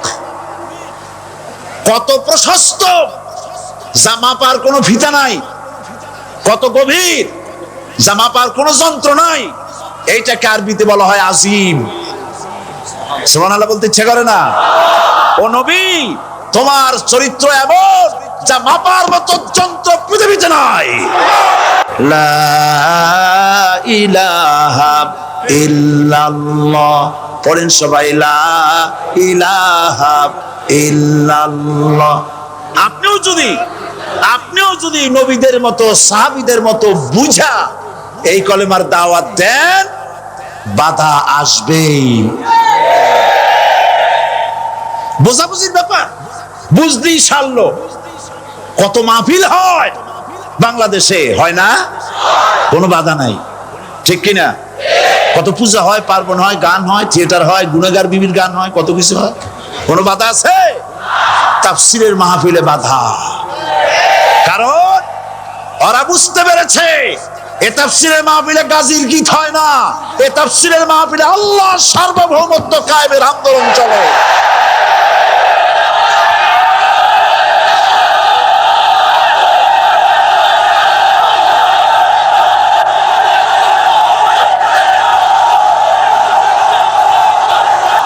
বিশ্বকবি আল্লামা ইকবাল কি সুন্দর করে বলেছেন, আজ ভি হো জু ইব্রাহিম কা ইমা পয়দা, आग कर सकती है एक अंदाजे गुलिस्ता पैदा। ইব্রাহিমের ঈমান যদি আজও কোথাও হয় বিদ্যমান, করতে পারেন অগ্নিকুণ্ডে খুবসুরত এক গুলিস্তান। এখনো যদি ইব্রাহিমের সন্তানদেরকে আগুনের মধ্যে ফেলে দেওয়া হয়, আর ইব্রাহিম ঈমান যদি থাকে, আগুনকে ফুলের বাগান বানাবার ক্ষমতা আল্লাহর আছে। চিরকাল আল্লাহ পাক এই কালেমাকে দিয়েছেন আল্লাহর সার্বভৌমত্বকে প্রতিষ্ঠা করার জন্য। আয়াতুল কুরসি শুধু পড়ে বুকে ফু দেওয়ার জন্য নয়, পড়েন আমার সাথে, আল্লাহু লা ইলাহা ইল্লা হুয়াল হাইয়ুল কাইয়্যুম। দুনিয়ার সমস্ত পয়গম্বর অত্যাচারিত হলেন, শুধু তাই নয়, বিশ্ব নবী আখিরি জামানার পয়গম্বর নবী মুহাম্মদ রাসূলুল্লাহ সাল্লাল্লাহু আলাইহি ওয়াসাল্লাম জাতির কাছে আসলেন। তিনি এসে বললেন, ইয়া আইয়ুহান নাস কুলু লা ইলাহা ইল্লাল্লাহ। প্রথম দাওয়াত, প্রথম দাওয়াত। শুনছেন কথা? রাসূলুল্লাহ বলছেন, ও জাতি, আমার রাসূল তো মক্কার রাসূল না শুধু, মদিনার রাসূল না শুধু, আরবি ভাষা ভাষীদের রাসূল না শুধু, আমার নবী কি নবী? চিল্লায় বলেন। তাই তিনি বলেছেন, ও বিশ্বের মানবতা, বিশ্বের মানব গোষ্ঠী, যদি মুক্তি পেতে চাও, নাজাত পেতে চাও, উচ্চারণ করো, বিশ্বাস করো, আমল করো, বলো লা ইলাহা ইল্লাল্লাহ। জোরে পড়েন, লা ইলাহা ইল্লাল্লাহ, লা ইলাহা ইল্লাল্লাহু মুহাম্মাদুর রাসূলুল্লাহ। কোরআনে কারীমের ভিতরে আয়াতুল কুরসির মধ্যে বলে দিয়েছেন, আল্লাহু লা ইলাহা ইল্লা হুয়াল হাইয়ুল কাইয়্যুম। প্রাণ খুলে সবাই পড়েন, বসা মানুষ, দাঁড়ানো মানুষ, আল্লাহু লা ইলাহা ইল্লা হুয়াল হাইয়ুল কাইয়্যুম। আল্লাহ রাব্বুল আলামিন, তিনি ছাড়া কোনো ইলাহ নাই, তিনি সার্বভৌমত্বের মালিক, কেউ নাই আল্লাহ ছাড়া। এই কথা মানুষকে ঘোষণা করতে হবে। সুবহানাল্লাহ ওয়ালহামদুলিল্লাহ লা ইলাহা ইল্লাল্লাহ, সুবহানাল্লাহ ওয়ালহামদুলিল্লাহ লা ইলাহা ইল্লাল্লাহ, সুবহানাল্লাহ ওয়ালহামদুলিল্লাহ লা ইলাহা ইল্লাল্লাহ, লা ইলাহা ইল্লাল্লাহু মুহাম্মাদুর রাসূলুল্লাহ। আল্লাহুম্মা আমিন। রব্বানা যালামনা আনফুসানা ওয়া ইন লাম তাগফির লানা ওয়া তারহামনা লানাকুনান্না মিনাল খাসিরিন। সবাই পড়েন আমার সাথে, রব্বানা যালামনা আনফুসানা ওয়া ইন লাম তাগফির লানা ওয়া তারহামনা লানাকুনান্না মিনাল খাসিরিন। রব্বানা যালামনা আনফুসানা ওয়া ইন লাম তাগফির লানা ওয়া তারহামনা লানাকুনান্না মিনাল খাসিরিন। আলোচনায় যদি কোনো ভুল হয়ে থাকে, আল্লাহ দয়া করে মাফ করে দাও। রব্বুল আলামিন, আমাদের দোয়া দুরুদি জিকির আজকারে, আমাদের আলোচনায় তুমি যে খুশি হয়েছো, যতটুকুন তার সবটুকুন বিশ্বনবী মুহাম্মাদুর রাসূলুল্লাহ সাল্লাল্লাহু আলাইহি ওয়াসাল্লামের রূহ মুবারকে পৌঁছায়া দাও। রব্বুল আলামিন, तमाम আম্বিয়ায়ে কেরাম, উলামায়ে মুতাকাদ্দিমিন, উলামায়ে মুতাআখিরিন, সালফে সালিহিন, যারা দুনিয়া থেকে মুমিন মুমিনাত বিদায় হয়ে গেল, আল্লাহ কবরগুলিকে জান্নাতের টুকরায় পরিণত করে দাও। রব্বুল আলামিন, এই লক্ষ লক্ষ মুসলমান নরনারী ভিক্ষুকের মতো তোমার দরবারে হাত তুলেছি। আল্লাহ গো, আমাদের মধ্য থেকে আমাদের মা বাপ যাদের দুনিয়া থেকে বিদায় হয়ে গেছে, আল্লাহ আমাদের মা বাপের কবরে সওয়াব পৌঁছায়া দাও রব্বুল আলামিন। আত্মীয় স্বজন যদি বিদেশে থাকে, 2 মাস 6 মাস পর চিঠি দিয়া খোঁজ খবর পাওয়া যায়, প্রত্যেক দিন টেলিফোন করে খবর পাওয়া যায়, কিন্তু আমাদের মা বাপ যাদের মারা গেল, বছরের পর বছর, যুগের পর যুগ বিদায় হয়ে গেল, কোন হালতে আছে জানি না। আল্লাহ আমাদের মা বাপের কবরগুলি জান্নাতের টুকরায় পরিণত করে দাও রব্বুল আলামিন। আমাদের আব্বা কত মহব্বত করতেন, কত কষ্ট করেছেন। আল্লাহ তাআলা আমাদেরকে লেখাপড়া শেখাবার জন্য কত কষ্ট করেছেন, মানুষ বানাবার জন্য কত কষ্ট করেছেন। আমাদের জন্য ঘর বাড়ি বানায়া জায়গা জমি কিনে রেখে সবগুলি থুয়ে খালি হাতে চলে গেছে বাবা। আল্লাহ আমাদের আব্বার রুহের পরে সওয়াব পৌঁছায়া দাও রব্বুল আলামিন। এখন তো আর বাড়ি গেলে নাম ধরে কেউ ডাকে না। আয় আল্লাহ, আমাদের আব্বা যত গুনাহ করেছি জানা অজানা, সমস্ত গুনাহগুলি আল্লাহ তুমি সাইয়্যাতগুলি হাসানাত দিয়া বদলাইয়া দাও রব্বুল আলামিন। আমাদের জনম দুঃখিনী মা, আয় আল্লাহ, মা যা যে হারাইছে সেই বোঝে কি নিয়ামত তার চলে গেছে। আল্লাহ আমাদের মা যার বিদায় হয়ে গেছে, মায়ের কবরটাকে জান্নাতের টুকরায় পরিণত করে দাও রব্বুল আলামিন। মায়ের পেটের ভিতরে বসে 10টা মাস ধরে মায়ের কষ্ট দিছি, তিনি ডেলিভারিতে কষ্ট করেছেন, 2-2.5 বছর বুকের দুধ খেয়ে কষ্ট দিয়েছি, পেশাব পায়খানা করে মায়ের কাপড় চোপড় নষ্ট করে দিয়েছি। মা বিরক্ত হন নাই, থাপ্পড় মারেন নাই, আছাড় দিয়া ফালায় দেন নাই। আল্লাহ, মা যাদের মারা গেল মাবুদ, মায়ের কবরটাকে জান্নাতের টুকরা বানায়া দাও রব্বির হামহুমা কামা রব্বায়ানি সগীরা। আমার ভাইরা, আমার মা বোনেরা করুণ ভাবে আল্লাহরে বলেন রব্বির হামহুমা কামা রব্বায়ানি সগীরা, রব্বির হামহুমা কামা রব্বায়ানি সগীরা। রব্বানা তাকাব্বাল মিন্না ইন্নাকা আনতাস সামিউল আলিম ওয়া তুব আলাইনা ইন্নাকা আনতাত তাওয়াবুর রহিম।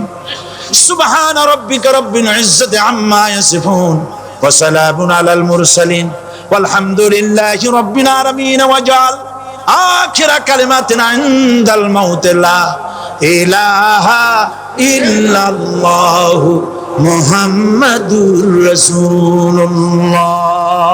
আসসালামু আলাইকুম ওয়া রাহমাতুল্লাহ।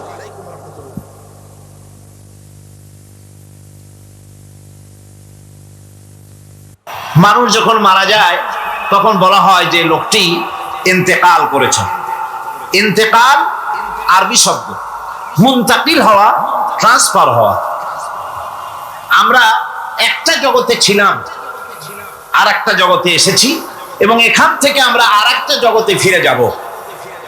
যেখানে আমরা ছিলাম ওই জায়গার কোনো কাইফিয়াত আমাদের মনে নাই।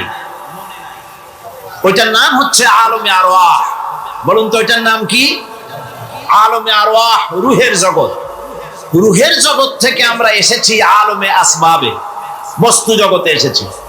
এই বস্তু জগৎ থেকে আমরা ট্রান্সফার করব, আমরা বিদায় হব, আমরা মুনতাকিল হব, আমরা ইন্তেকাল করব, চলে যাব আরেকটা জগতে। সেই জগতের নাম হচ্ছে আলমে বারজাখ। ওই জায়গাটা, ওই দেশটা কেমন তার কোনো কাইফিয়ত আমাদের জানা নাই। কোন ব্যক্তি মরে যাওয়ার পর ফিরে এসে আমাদেরকে বলে নাই যে ওই জায়গাটা এমন, কবরটা এমন, কবরে গেলে এই হয়, এগুলি কেউ ফিরে এসে আমাদের বলেন নাই। আমরা যা জেনেছি সবটা ভাষা ভাষা কিছুই জানি নাই।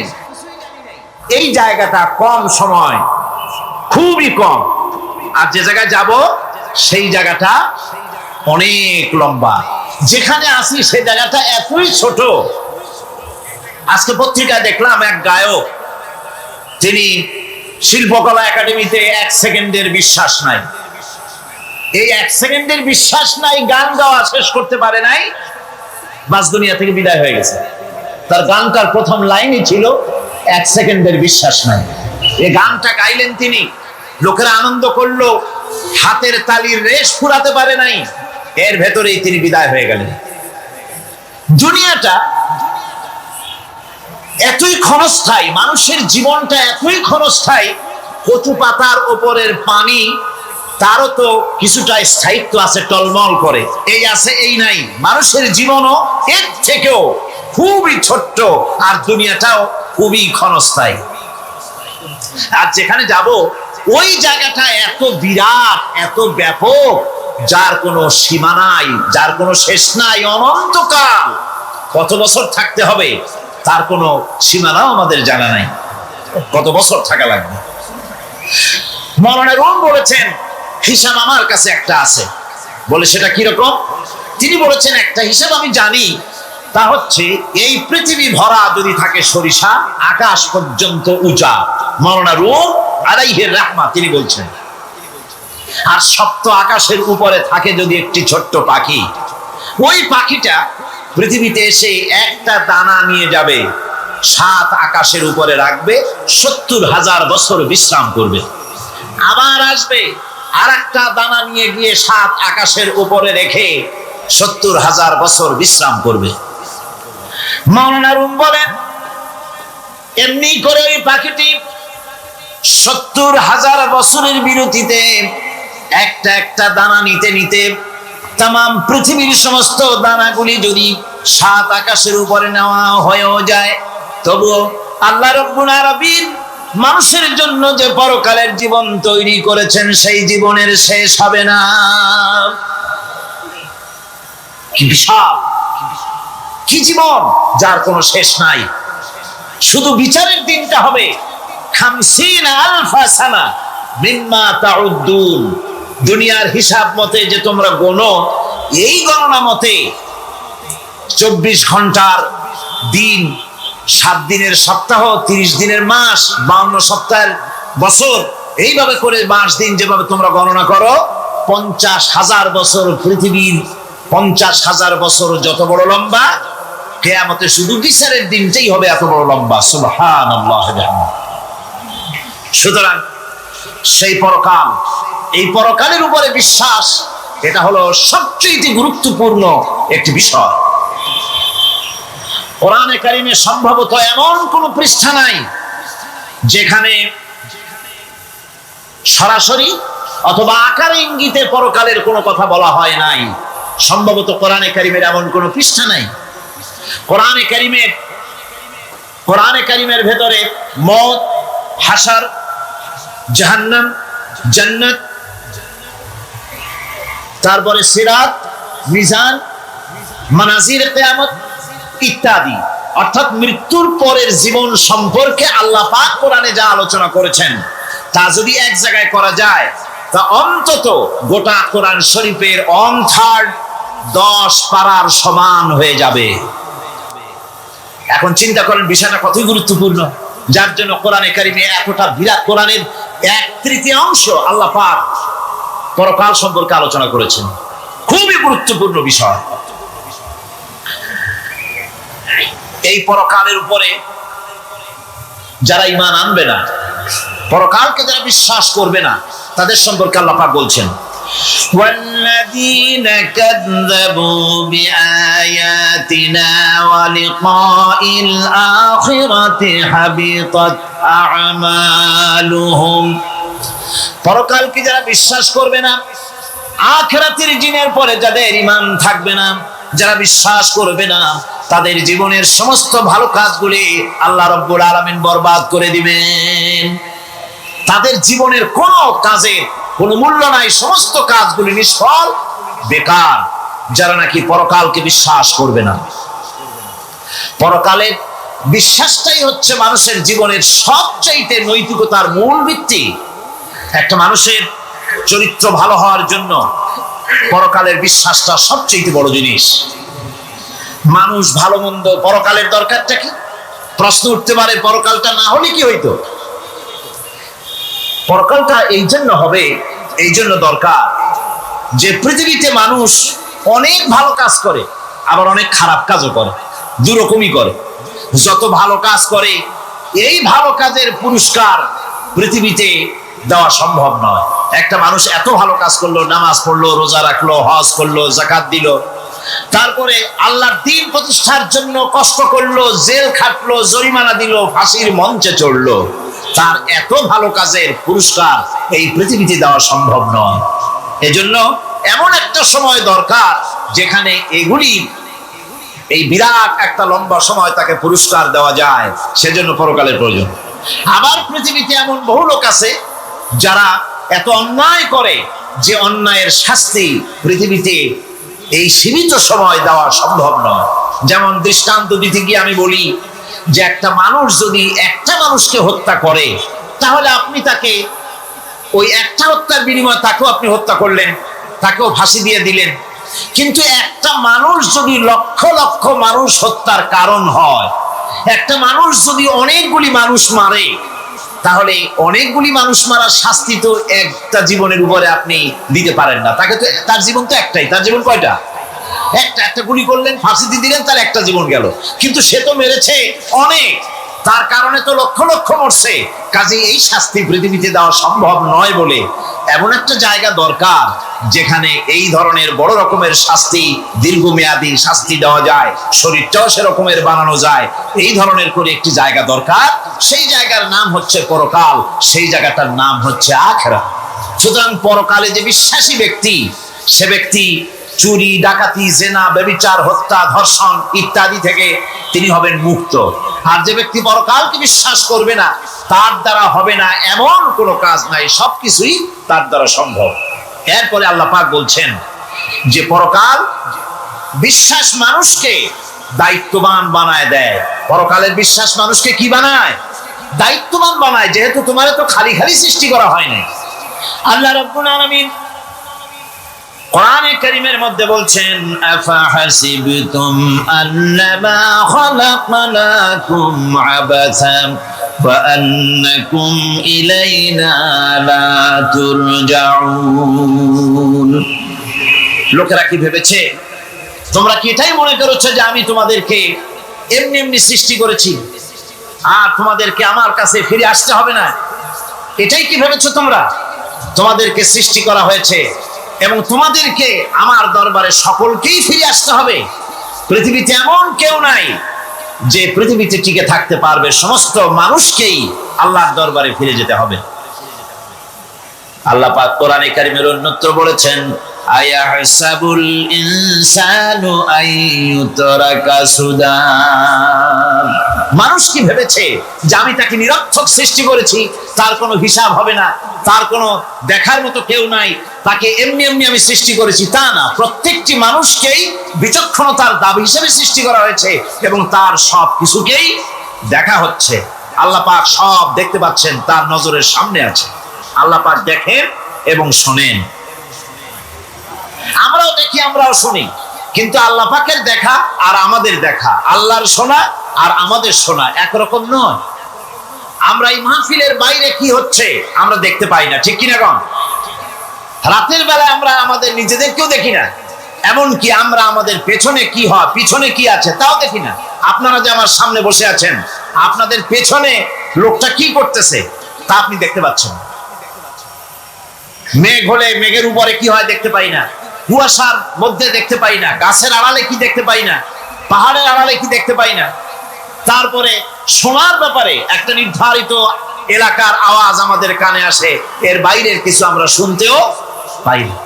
আল্লাহ রাব্বুল আলামিনের কি এরকম অবস্থা নাকি? কি বলেন, এরকম অবস্থা?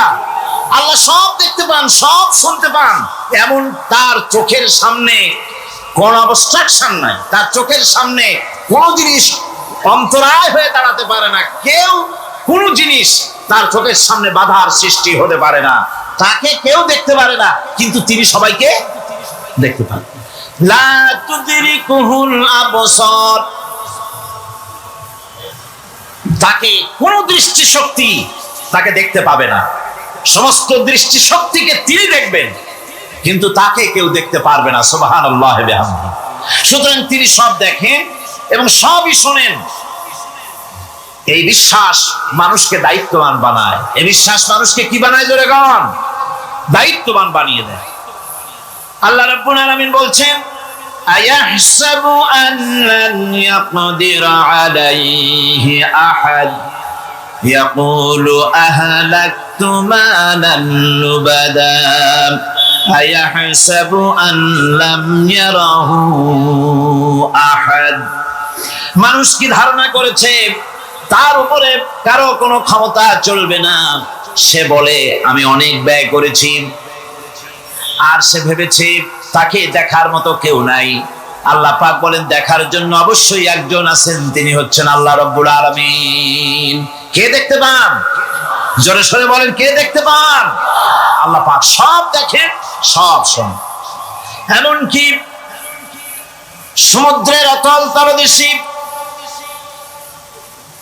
কোন পাথরের সাথে লাগানো, বালু কণার সঙ্গে লাগানো ছোট্ট একটি পোকা, যা মাইক্রোস্কোপ যন্ত্র ছাড়া দেখা যায় না, এমন ছোট্ট পোকাটিও যদি চিৎকার মারে ক্ষুধার যন্ত্রণায় বা পেটের যন্ত্রণায় বা কষ্টে পড়ে কোনো চিৎকার যদি মারে, সমুদ্রের কেউ শোনার কথা নয়, জমিনের উপরে কেউ শোনার কথা নয়, অন্তরিক্ষের কারো শোনার কথা নয়। আল্লাহ রাব্বুল আলামিন বলেন সেই ক্ষীণ আওয়াজটুকুনো তোমার আল্লাহ পাক শুনতে পান। সব তিনি শুনতে পান এবং দেখতে পান, তার চোখের সামনে সব রয়েছে। সুতরাং আসল কথা হচ্ছে মানুষেরা পরকালের চাইতে দুনিয়ার গুরুত্ব দেয় বেশি। বাল তুসিরুনাল হায়াতাদ দুনিয়া ওয়াল আখিরাতু খায়রুন ওয়া আবকা। তোমরা পার্থিব জীবনকে অগ্রাধিকার দিয়েছো, আর পরকাল হচ্ছে উত্তম এবং স্থায়ী। পরকাল হচ্ছে উত্তম। পৃথিবীর একটা নিকৃষ্ট জায়গা, একটা ছোট্ট জায়গা পৃথিবী। এটার আরবি হচ্ছে কি বলুন তো? পৃথিবীর আরবি কি? দুনিয়া। এটাকে দুনিয়া, দুনিয়া শব্দটা এসেছে আদনা শব্দ থেকে, তুচ্ছ, নিকৃষ্ট, এটা কোনো দাম নাই। আর এই জন্য হাদিস শরীফে এসেছে যে এই পৃথিবীর মূল্য যদি আল্লাহর কাছে মশার দানা তুল্য যদি হতো, তাহলে কাফেরকে এক ঢোক পানি আল্লাহ পাক গিলতে দিতেন না। পৃথিবীর মূল্য যদি আল্লাহ পাকের কাছে একটা মশার দানার তুল্য যদি হতো, তাহলে আল্লাহ রাব্বুল আলামিন কাফেরকে এক ঢোক পানি গিলতে দিতেন না। তার মানে এটার কোনো দাম নাই। তো যেটার দাম নাই সেটার দাম আমরা খুব বেশি দিয়েছি। আর পরকাল হচ্ছে স্থায়ী, চিরস্থায়ী জায়গা। সেই চিরস্থায়ী জায়গার আমরা মূল্য দেই নাই। যেমন আমরা দেহের মূল্যটা বেশি দেই, আত্মার মূল্যটা কম দেই। দেহটারে সাজাই বেশি। এই দেহটার জন্য দেখছেন অবস্থা, শীতকালে কত ক্রিম মাখে, পায়ে ভ্যাসলিন মাখে, মুখে ক্রিম মাখে, হাতে জেলি মাখে, তারপরে ঠোঁটে আরো কিছু মাখে, এরপরে এতগুলি মাইখা তারপরে জামা কাপড় সেন্ট আতর কত কিছু সমানে মাখতে থাকে শরীরের জন্য, এত যত্ন। তারপরে ভুরি ভোজন পাইকারি দরে খায়, জনমের মতো খায়। খাওয়ার চোটে পেট যায় একদিক, পাছা যায় আর একদিক, মাথা যায় আর একদিক, আস্তে আস্তে দুমবার সাইজ হয়ে যায় মানুষের বডিটা। যে শরীরটার কোনো দাম নাই, কোনো মূল্য নাই। আপনারা সত্য করে বলেন, দামটা কার? শরীরের দেহের দাম বেশি না আত্মার দাম বেশি? কোনটার দাম? কার দাম? আত্মাটার দাম বেশি। এটা মুখ দিয়ে বললেন, কিন্তু আসলে মনের কথা হইলে আত্মারে আপনারা কিছু খাইতে দিতেন। আত্মাকে তো কিছু খেতে দেওয়া হয় না। দেহটারই আত্মাটার দাম যদি বেশি না হবে, মানুষ মরে গেলে পরে যায়টা কি? চোখ আছে, কান আছে, মুখ আছে, হাত আছে, পা আছে, সবই তো রয়ে গেল। গেলটা কি? কি যাওয়ার কারণে? প্রাণের সন্তান, কলিজার টুকরা সন্তান বলে মা, বাবার কাছে আমার যেতে ভয় করে। ছোট্ট বাচ্চা বাবার কাছে যেতে চায় না, প্রাণীদিকা স্ত্রীও যেতে চায় না। মা বাবা আত্মীয় স্বজন সবাই বলে তাড়াতাড়ি বিদায় করো, তাড়াতাড়ি বিদায় করো। কি যাওয়ার জন্য? কি ছিল মূল্যবান জিনিস, আর ওইটা যাওয়ার জন্যই পরিণতি হলো, সেটার নাম হলো রুহু। যে আত্মাটার বেশি মূল্য, সেইটার মূল্য মানুষেরা দেয় না। এই আত্মাটা কি জিনিস? আল্লাহ পাক নবীর কাছে প্রশ্ন করা হয়েছে রূহ সম্পর্কে, আল্লাহ তার জবাব দিয়েছেন, ওয়াইয়াস আদুনাকা আনির রূহ কুলির রূহু মিন আমরি রাব্বি। নবী হে, আপনাকে প্রশ্ন করা হয় রূহ কি জিনিস, আপনি বলুন এটি হচ্ছে আল্লাহর হুকুম। আল্লাহর একটা হুকুম মানুষের ভিতরে কাজ করে, এটা এতই গুরুত্বপূর্ণ। ওটা থাকলে আমরা বাঁচি, ওটা না থাকলে আমরা মরে যাই। এখন যেটার গুরুত্ব বেশি সেটাকে খাইতে দেই না, সেটার জন্য কোনো যত্ন নাই, খোঁজ নাই, খবর নাই। সকালবেলায় ব্রেকফাস্ট, নাস্তা, লাঞ্চ, ডিনার, বিকালের চা, ফল ফলারি, কোনো জিনিসের অভাব নাই, সমানে খায় আর সমানে শরীরটারে বাঁচায়। আর যেটার কারণে বডিটা বাঁচে তার কোনো খোঁজ খবর নাই, ওটারও কিছু খাবার দিতে হবে। ওটারে কি খাওয়াবেন? ওটাই কি ফুলকপি খাবে? শীতের দিনের লাল শাক খাবে? লট্টে মাছ খাবে নাকি? খাবেন। রূপচান্দাও খাবেন। শীতকালের ভাপা পিঠাও না, ধুপি পিঠা কি করেন আপনারা, এগুলোও খাবেন। সুতরাং এই যে শরীর, আপনার আত্মাটা, ওরে খাইতে দিবেন কি? ও কচু খায় না, মূলাও খায় না, দুধও খায় না, পনিরও খায় না, ঘিও খায় না, মাছ গোশতও খায় না। যেহেতু এই আত্মাটা এসেছে রূহের জগৎ থেকে, তাই ওর খাদ্য এই পৃথিবীতে বানানো হয় নাই। দেহ তৈরি হয়েছে মাটি থেকে, মাটির উপাদান দিয়ে, সেজন্য তার খাদ্য বানানো হয়েছে মাটির উপাদান দিয়ে। আর আত্মা যেহেতু এসেছে আল্লাহর কাছে থেকে, রূহের জগৎ থেকে, সেজন্য আল্লাহ রাব্বুল আলামিন আত্মার খাদ্য পাঠিয়েছেন লৌহ মাহফুজ থেকে। খাদ্যের নাম হচ্ছে তেলাওয়াতে কোরআন। তেলাওয়াতে কোরআন। কোরআন কারীম তেলাওয়াতে আত্মার সমৃদ্ধি হতো। কোরআন কারীমের তেলাওয়াত, অনুধাবন, এর দ্বারা আত্মার সমৃদ্ধি হতো। যেহেতু কোরআন হচ্ছে রূহের খোরাক, সেই খোরাক দেওয়া হচ্ছে না তাকে। কাজে আমি বলতেছিলাম যে যে জিনিসের মূল্য বেশি আমরা তার মূল্য দিতে জানি না, যেটার মূল্য কম সেটার মূল্য দেই বেশি। অনুরূপ ভাবে এই পৃথিবীর কোনো দাম নেই, আল্লাহ পাক বলছেন, সেই জিনিসটার মূল্য আমরা বেশি দিলাম, আর পরকালের চিন্তা আমাদের দিল থেকে উঠে গেল। এই জন্য আল্লাহ রাব্বুল আলামিন বলেন, ইন্নাল্লাযীনা লা ইউমিনুনা বিল আখিরাতি যায়্যান্না লাহুম আ'মালাহুম ফাহুম ইয়ামাহুন। যারা পরকালের প্রতি ঈমান আনে না, পরকালকে যারা বিশ্বাস করে না, তাদের ক্রিয়াকাণ্ডকে তাদের কাছে চিত্তাকর্ষক বানায় দেওয়া হয়। আর এভাবে তারা পথভ্রষ্ট হয়ে যায়। দুনিয়া তাদের কাছে বেশি মজা লাগে, দুনিয়াটা বেশি ভালো লাগে। ভাই হুজুর, তাফসীরের মাহফিল ভালো লাগে, আবার যখন কীর্তন শুনতে যাই, সিনেমা দেখতে যাই, তাও খারাপ লাগে না, তাও ভালো লাগে। মিলাদ শরীফও ভালো লাগে, কীর্তনও ভালো লাগে, ওয়াজ মাহফিলও ভালো লাগে, গানও ভালো লাগে, সিনেমাও ভালো লাগে। এই যে দুই জিনিস ভালো লাগে, এটা হলো মুনাফিকি রোগ। এটা কি রোগ বলেন না সবাই? এটা কি রোগ? মুনাফিকি রোগ। ঈমানের স্বাদ যখন নষ্ট হয়, তখন এই অবস্থার সৃষ্টি হয়। বিষাক্ত সাপ যখন মানুষকে দংশন করে, রাতের অন্ধকারে বিষাক্ত সাপে মানুষকে দংশন করেছে, ওঝা আনা হলো। ওঝা এসে সর্বপ্রথম টেস্ট করবে যে সাপটা কি বিষাক্ত না এমনি সাধারণ সাপে তাকে দংশন করেছে, সাপটা কি ধরনের। এটা টেস্ট করার জন্য সাপে কাটা রোগীর মুখে ওঝা মুখের মধ্যে খুব ঝাল মরিচ অথবা লবণ এটা দেয়।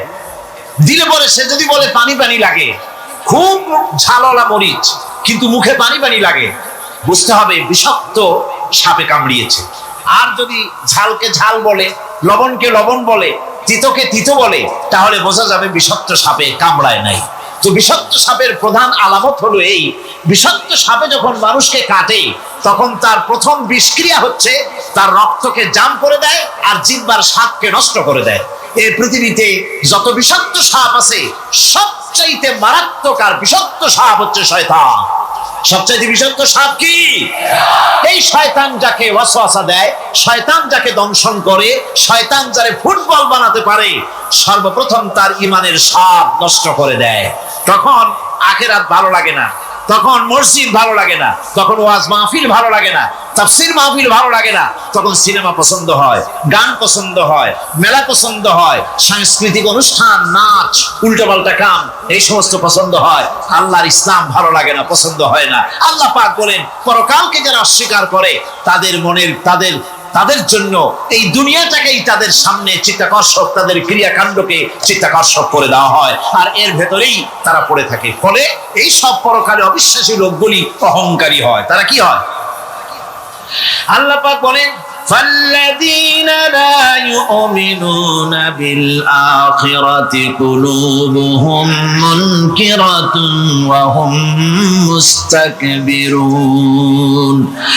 পরকালের প্রতি যারা ঈমান আনে না, পরকালকে যারা বিশ্বাস করে না, তাদের মন সত্য কথাকে অস্বীকার করে, আর এই লোকগুলি অহংকারী হয়ে যায়, ধরাকে সরাক জ্ঞান করে। কি হনুরে এই অবস্থার সৃষ্টি হয়ে যায়। সে মনে করে যে পৃথিবী আমার, উলট পালট করে দে মা, লুটে পুটি খাই, পরকালে বিশ্বাস নাই, যা খুশি সে তখন তা করতে থাকে এবং অহংকারী হয়ে যায়। পরকালীন জীবনের অস্বীকৃতি আজকে নতুন কিছু নয়। আজও এক শ্রেণীর লোক আছে যারা বলে পরকাল বলে কিছুই নাই, আল্লাহ সম্পর্কে বলে দেয়ার ইজ নো গড, স্রষ্টা বলতে কিছু নাই, পরকালকেও বিশ্বাস করে না এমন লোক আমাদের দেশে আছে কিনা? কম যেরকম আছে কিনা? যথেষ্ট তৈরি হয়েছে এবং বর্তমান সময় বেশি তৈরি হয়েছে। অতীতের কোন সময় ইসলাম আর মুসলিম সেন্টিমেন্ট এত আহত হয় নাই যত এই কয়েক বছরের মধ্যে হয়েছে, ঠিক কিনা?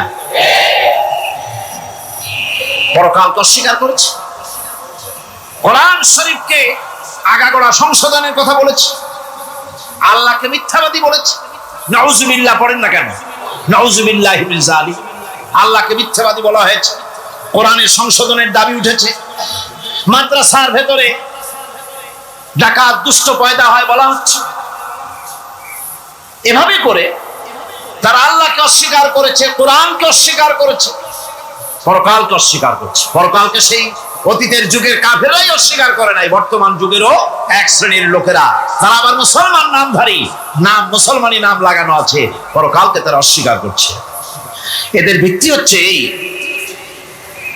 তারা বলে ইন হিয়া ইল্লা হায়াতুনাদ দুনিয়া ওয়া মা নাহনু বিমাবউসিন।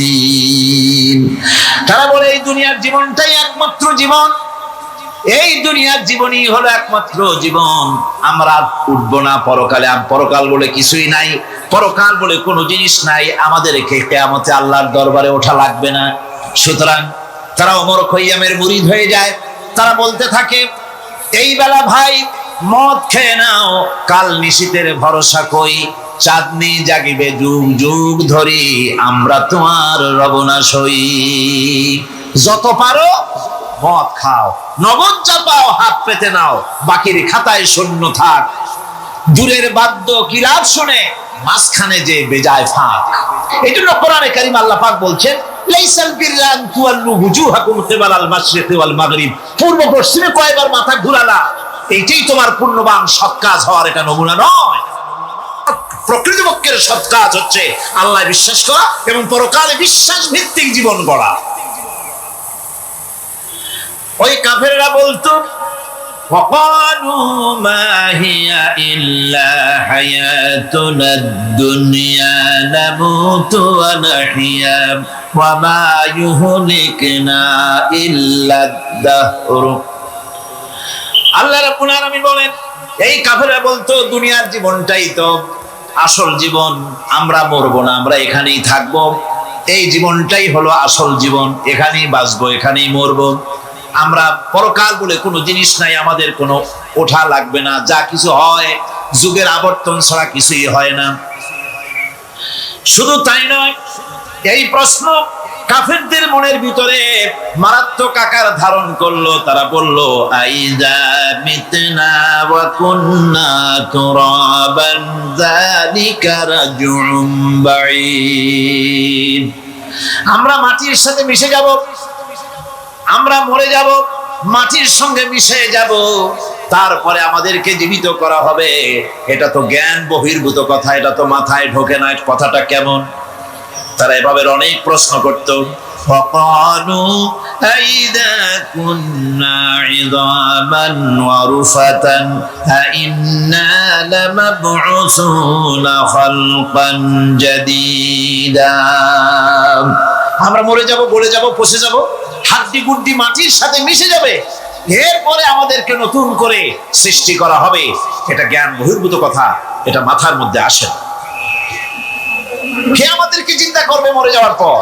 আল্লাহ রাব্বুল আলামিন বলছেন, দেখো আল্লাহ পাক কোরআনে কারীমের ভিতরে যুক্তি দিয়ে বুঝাচ্ছেন যে অবশ্যই তোমাদেরকে আবার জিন্দা করা হবে, তোমাদেরকে উঠতে হবে।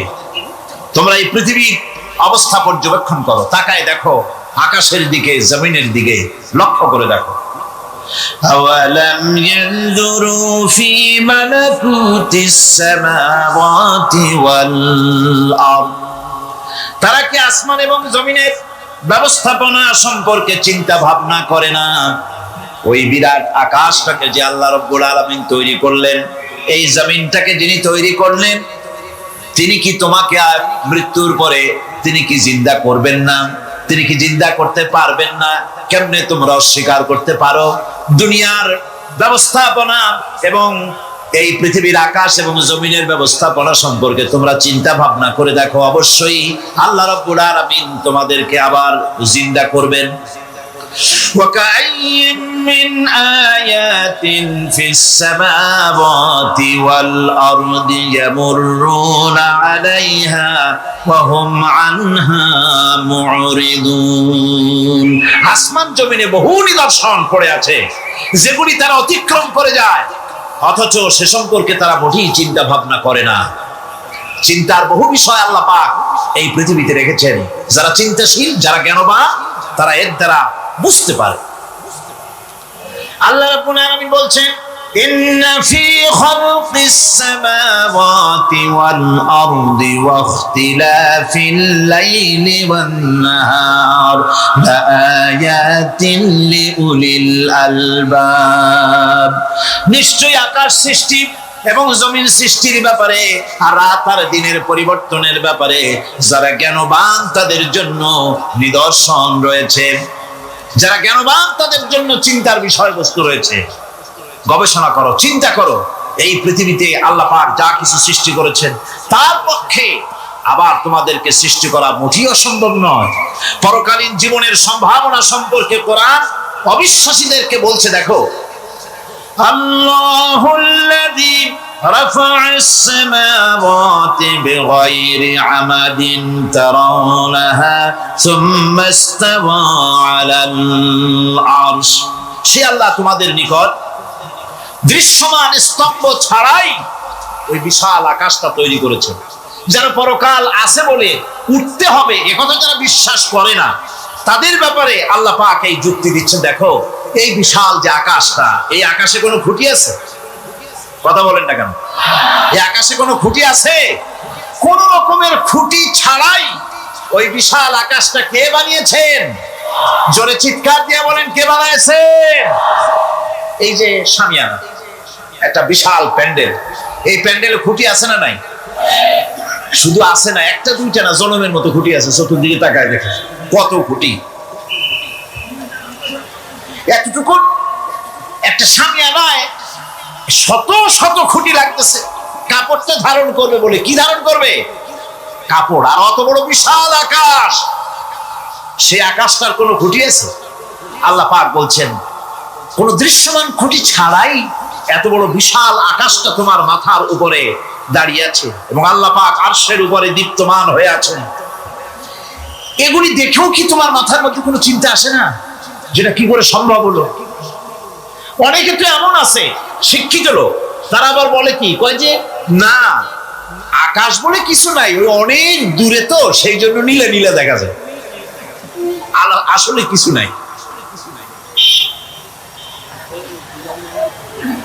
আকাশ, কোরআনে কারীমের মধ্যে আকাশ সম্পর্কে যে কথা বলা হয়েছে, বিশাল, যার কোনো কুল নাই, কিনারা নাই, মহাশূন্য। আমি সামনে বলবো আকাশ সম্পর্কে কথা আসতেছে।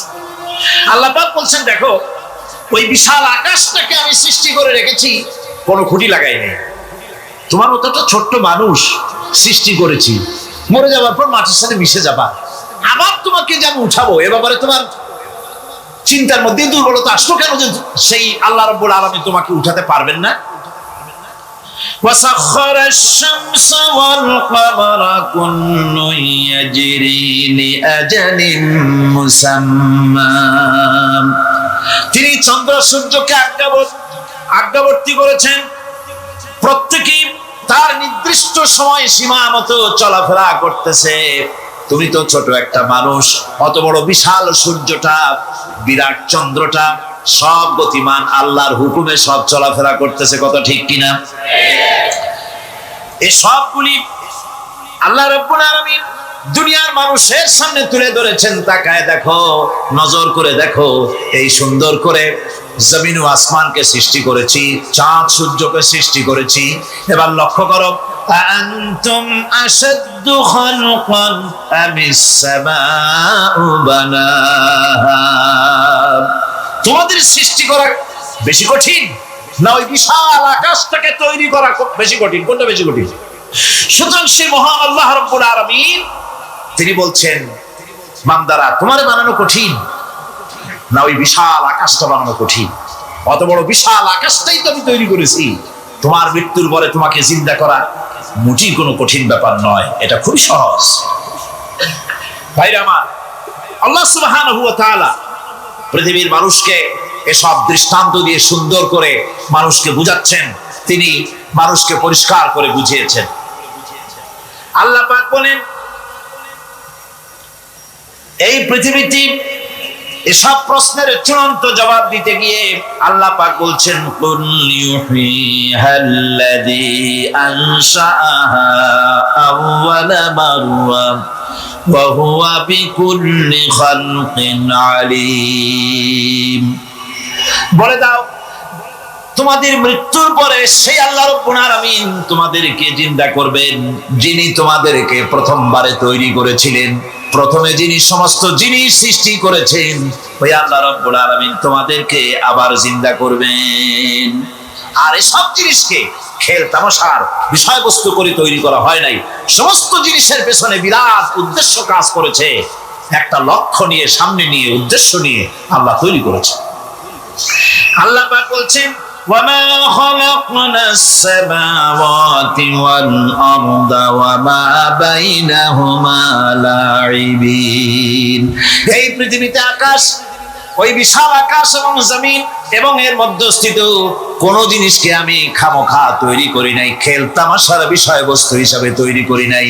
যারা নাকি জ্ঞানবান, যারা বুদ্ধিমান, তাদের সম্পর্কে আল্লাহ বলেন, الذين يذكرون الله قياما وقعودا وعلى جنوبهم ويتفكرون في خلق السماوات والأرض ربنا ما خلقت هذا باطلا سبحانك فقنا عذاب النار।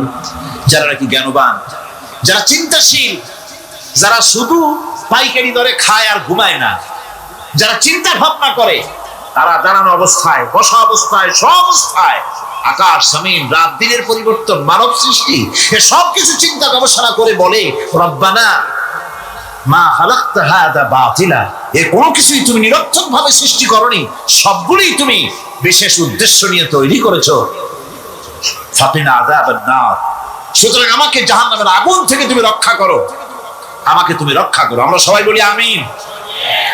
চিন্তাশীল এবং গবেষক যারা, তারা এভাবে চিন্তা ভাবনার মাধ্যমে এ সব কিছু তারা বুঝতে পারে যে এই পৃথিবী খেল তামাশার বিষয় নয়, এই পৃথিবীকে আল্লাহ পাক এমনি এমনি তৈরি করেন নাই, দুনিয়ার মানুষগুলিকেও খামোখা সৃষ্টি করেননি, এর পেছনে বিরাট উদ্দেশ্য কাজ করেছে এবং আমাদের সকলকেই আল্লাহ রাব্বুল আলামিনের কাছে হাজির হতে হবে। সুতরাং এই পৃথিবীতে দুনিয়ার চাইতে অগ্রাধিকার দিতে হবে আখিরাত। দুনিয়ার চাইতে অগ্রাধিকার দিতে হবে কোনটাকে বলে? আখিরাতের অগ্রাধিকার দিতে হবে। আল্লাহ পাক বলছেন ওয়ামা হাদিহিল হায়াতুদ দুনিয়া ইল্লা লাহুন ওয়া লাইবুন ওয়া ইন্নাদ দারাল আখিরাতা লাহিয়াল হায়ানু লাউ কানু ইয়ামালুন। এই দুনিয়া হচ্ছে নিছক খেল তামাশা, এটা আর কিছুই নয়। জীবনের প্রকৃত আবাসস্থল হচ্ছে আখিরাত। এই দুনিয়া একটা মোহ, এই মোহের পেছনে মানুষেরা ঘুরছে, বিবি বাল বাচ্চা এর পেছনে ঘুরছে। অথচ এই বিবি বাল বাচ্চা কিয়ামতের দিন মুসিবত হয়ে দাঁড়াবে মানুষের জন্য। একটা মোহর মধ্যে মানুষ পড়ে আছে, খেল তামাশার ভিতরে পড়ে আছে। আল্লাহ পাক বলছেন কুল মাতাউদ দুনিয়া কালিলুন ওয়াল আখিরাতু খায়রুল লিমান ইত্তাকা। বলো, দুনিয়ার সমস্ত সম্পদ খুবই নগণ্য, আর যে ব্যক্তি পরকালকে বিশ্বাস করে, পরকালের কামনা করে, সেই খোদাভীরু লোকদের জন্য পরকাল হচ্ছে প্রকৃত আবাসস্থল। সেই জায়গাটাই হলো আসল জায়গা। ওই জায়গার জন্য কিছু তৈরি করতে হবে। কোরআনে কারিমে রব্বুল আলামিন বলছেন রাদিতুম বিল হায়াতিদ দুনিয়া মিনাল আখিরাহ ফামা মাতাউদ দুনিয়া ফিল আখিরাতি ইল্লা কালিল।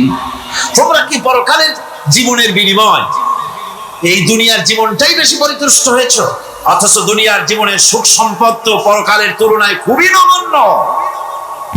পরকালের সুখ অনেক বেশি, পরকালের দুঃখটা অনেক বেশি, সুখটাও অনেক বেশি। পরকালটা স্থায়ী, সুতরাং দুনিয়া মোহে না পড়ে পরকালের জন্য জীবনটাকে পরকাল ভিত্তিক জীবন তৈরি করো। আল্লাহ পাক বলছেন ফাম্মা মান তাগা ওয়া আসারাল হায়াতাদ দুনিয়া ফাইন্নাল জাহিমা হিয়াল মাওয়া। অথবা যে ব্যক্তি বিদ্রোহ করেছে এবং দুনিয়ার জীবনকে অগ্রাধিকার দিয়েছে, তার জায়গা হচ্ছে জাহান্নাম। জোরে বলেন নাউজুবিল্লাহ। যে ব্যক্তি আল্লাহর সঙ্গে বিদ্রোহ করেছে আর পরকালের জন্য পাথর জোগাড় করে নাই, দুনিয়াকে অগ্রাধিকার দিল, পরকালকে ভুলে গেল, তার জায়গা হলো জাহান্নাম। ওয়া আম্মা মান খাফা মাকামা রাব্বিহি ওয়া নাহান নাফসা আনিল হাওয়া ফাইন্নাল জান্নাতা হিয়াল মাওয়া। আর যে ব্যক্তি আপন প্রভুর সামনে উপস্থিত হওয়াকে ভয় করেছে এবং আপন প্রবৃত্তিকে লালসা মুক্ত করেছে, লালসার হাত থেকে রক্ষা করেছে, আল্লাহ রাব্বুল আলামিন কিয়ামতের দিন তার জন্য রেখে দিয়েছেন জান্নাত। হযরত ওসমান রাদিয়াল্লাহু তাআলা আনহু বলতেন, আমার সাথীরা, আমি আমার হাবিবের কাছে, আল্লাহ রাব্বুল আলামিনের রাসূলের কাছে আমি শুনেছি এই কবরটাই হলো প্রথম স্টেশন, এই কবরটাই হলো প্রথম ইমিগ্রেশন কাউন্টার। এই জায়গায় কেউ যদি ধরা পড়ে যায়, কারো যদি চার্জশিট হয়ে যায়, সব জায়গায় ধরা পড়ে যাবে। হাসরে মিজানে সিরাতে কোনো জায়গায় নাজাত পাবে না। আর এই কবরটা যদি কেউ মুক্তি পেয়ে যায়, মিজান সিরাত হাসর সব জায়গা থেকে আল্লাহ তাআলা ভালোভাবে পার করে দিবেন। এটা হলো আসল জায়গা, মারাত্মক জায়গা, খুব মারাত্মক জায়গা। আমি এটাকে ইমিগ্রেশন কাউন্টার বলেছি আমার ভাষা। ইমিগ্রেশন কাউন্টার যারা বিদেশ ভ্রমণ করেছেন তারা জানেন। লন্ডন যাবেন, আমেরিকা যাবেন, সৌদি আরব যাবেন, যে কোনো বিদেশে যাবেন, গেলেই পাসপোর্ট তারা দেখবে। পাসপোর্টে আপনার ন্যাশনালিটি কোনটা সেটাই তারা জানতে চাইবে। আপনি কোন দল করেন এটা তারা জানতে চাইবে না। আপনি কোন ভাষায় কথা বলেন তাও তাদের জানার দরকার নেই। প্রথমেই তারা আপনার ন্যাশনালিটি দেখবে, আপনার আইডেন্টিটি কি তারা জানতে চাইবে। তারপরে যদি স্যাটিসফ্যাক্টরি হয়, আপনাকে ভিসা দিয়ে ভেতরে ঢোকবার ব্যবস্থা করে দেবে। আর যদি তারা স্যাটিসফাইড না হয়, তাহলে আপনাকে মেহমানখানায় ঢুকানো হবে গ্রেফতার করে। আপনি আন্দাজ এখানে আসছেন কেন? এই জন্য খবর হচ্ছে এ ধরনের একটি ইমিগ্রেশন কাউন্টার। কবরের ভিতরে মানুষ যখনই রাখা হবে, সঙ্গে সঙ্গে দুজন ফেরেশতা আসবে। কবরের কাছে যারা এসেছিল দাফন হয়ে যাওয়ার পর এই লোকগুলি 40 কদম যেতে যতক্ষণ লাগে এর মধ্যেই দুজন ফেরেশতা এসে যাবে, এসে জিজ্ঞেস করবে মান রব্বুকা, তুমি কোন দল করতে? ওটা তাদের জানার দরকার নেই। চাকরি কিসে করতেন ওটা জানার দরকার নেই। ব্যবসা করতেন না চাকরি করতেন প্রয়োজন নেই। প্রথমেই জিজ্ঞাসা করা হবে ন্যাশনালিটি, প্রথমেই জিজ্ঞাসা করা হবে তার ন্যাশনালিটি সম্পর্কে, তার আইডেন্টিটিটা কি, এবং সেটাকে সত্যায়িত করার জন্য, বোঝার জন্য 3টি প্রশ্ন। প্রথম প্রশ্ন মান রব্বুকা ওয়া মা দীনুকা ওয়া মান নাবিয়ুকা, তোমার রব কে, তোমার দ্বীন কি, তোমার নবী কে। যদি এই ব্যক্তি বেঈমান হয়, মুনাফিক হয়, সে বলবে হায় হাতা লা আদরি, হায় হাতা লা আদরি, জানি না আমার রবকে, আমি জানি না। তোমার দিন কি, দিন কারে কয় বুঝি না। এরপরে আল্লাহর নবী জনাবে মুহাম্মদ রাসূলুল্লাহ সাল্লাল্লাহু আলাইহি ওয়াসাল্লাম কে দেখানো হবে, বলা হবে মা কুনতা তাকুলু ফি হাদার রাজুল, এই ব্যক্তি সম্পর্কে তোমার ধারণা কি নিকে, বলবে আমি চিনি না। নাউযুবিল্লাহ। বাস, এরপরে তার যা হবার তাই শুরু হয়ে যাবে। আর যদি বান্দাটা মুমিন হয়, প্রশ্ন করা হবে মান রব্বুকা, জবাব দেবে রব্বি আল্লাহ, আমার রব আল্লাহ রাব্বুল আলামিন। ওয়া মা দীনুকা, দীনুনা ইসলাম, আমার দিন হচ্ছে ইসলাম। এরপরে আল্লাহর নবীকে দেখানো হবে। কয়েক রকমের বর্ণনা আছে, কোন বর্ণনায় আছে হুজুরের আকারে দেখানো হবে, অথবা রাসূলকে সরাসরি দেখানো হবে। বলা হবে মা কুনতা তাকুলু ফি হাদার রাজুল, এই লোকটি সম্পর্কে ধারণা কি। মুমিন ব্যক্তি বলবে হাদা নবিয়ুনা মুহাম্মাদুর রাসূলুল্লাহ সাল্লাল্লাহু আলাইহি ওয়াসাল্লাম, ইনি আমার তো সেই নবী মুহাম্মাদুর রাসূলুল্লাহ সাল্লাল্লাহু আলাইহি ওয়াসাল্লাম। আমরা যদি এই রকমের জবাব দিতে পারি, আল্লাহ কবুল করো। সকলে জোরে বল আমিন। জবাব হয়ে যাওয়ার পর গায়ব থেকে আওয়াজ আসবে ফাফরিশু বিল জান্নাতি ওয়ালবিসু বিল জান্নাহ, ও আমার ফেরেশতারা আমার এই বান্দাকে জান্নাতের পোশাক পরায়া দাও, আর কবরটাকে জান্নাতের বিছানা বিছায়া দাও। জান্নাতের পোশাক পরায়া দাও, জান্নাতের বিছানা বিছায়া দাও। ইলা মারতাবা সারিহি, তার চোখের দৃষ্টি যতদূর যায় কবরটা ততটা প্রশস্ত করে দাও। এরপর বেহেশতের পোশাক পরাইয়া, বেহেশতের বিছানা বিছায়া ফেরেশতা বলবে নূম কানাউমুল উরুস, ঘুমিয়ে যাও। দুলামিয়া যেমন বাসর সজ্জায় নতুন বউ নিয়ে আরামে ঘুমায়, এরকম আরামে ঘুমায় যাও। ইলা ইয়াউমিল কিয়ামা, কিয়ামত পর্যন্ত ঘুমায় থাকবে, আরামে ঘুমিয়ে থাকবে। এরপরে সিংহায় ফুৎকার হবে, সিংহার ফুৎকারের আওয়াজে তার ঘুম ভেঙে যাবে। বলবে ইয়া ওয়াইলানা মাম্মা আতানা মিন মারকাদিনা, হায় আফসোস, আমার এত আরামের ঘুম থেকে কে আমাকে জাগ্রত করলো, আমার ঘুমটারে নষ্ট করলো কে। আওয়াজ আসবে হাদা মা ওয়াদার রহমান ওয়া সাদাকাল মুরসালুন, এটা হচ্ছে রহমানের সেই ওয়াদা, আর মুরসালিনরা নবীরা সত্য কথাই বলেছিলেন, সেই কিয়ামত অনুষ্ঠিত হচ্ছে। আমার বন্ধুগণ, সেজন্য এই দুনিয়ার মোহে পড়ে থাকলে পরে দুনিয়ায় যারা অগ্রাধিকার দিবে দুনিয়াকে পরকালের তুলনায়, জবাব দিতে পারবে না কবরের ভিতরে গিয়া।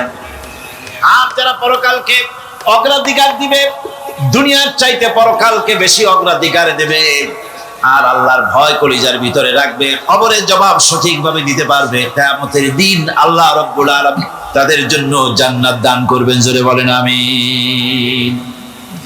হযরত ইবনে কাইয়্যিম তিনি বলছেন, সুন্দর করে বলছেন দুনিয়া সম্পর্কে, মা মাদা ফিদ দুনিয়া আহলামুন ওয়া মা বাকিয়া মিনহা আমানি ওয়াল ওয়াক্তু বাইনাহুমা দাইউন।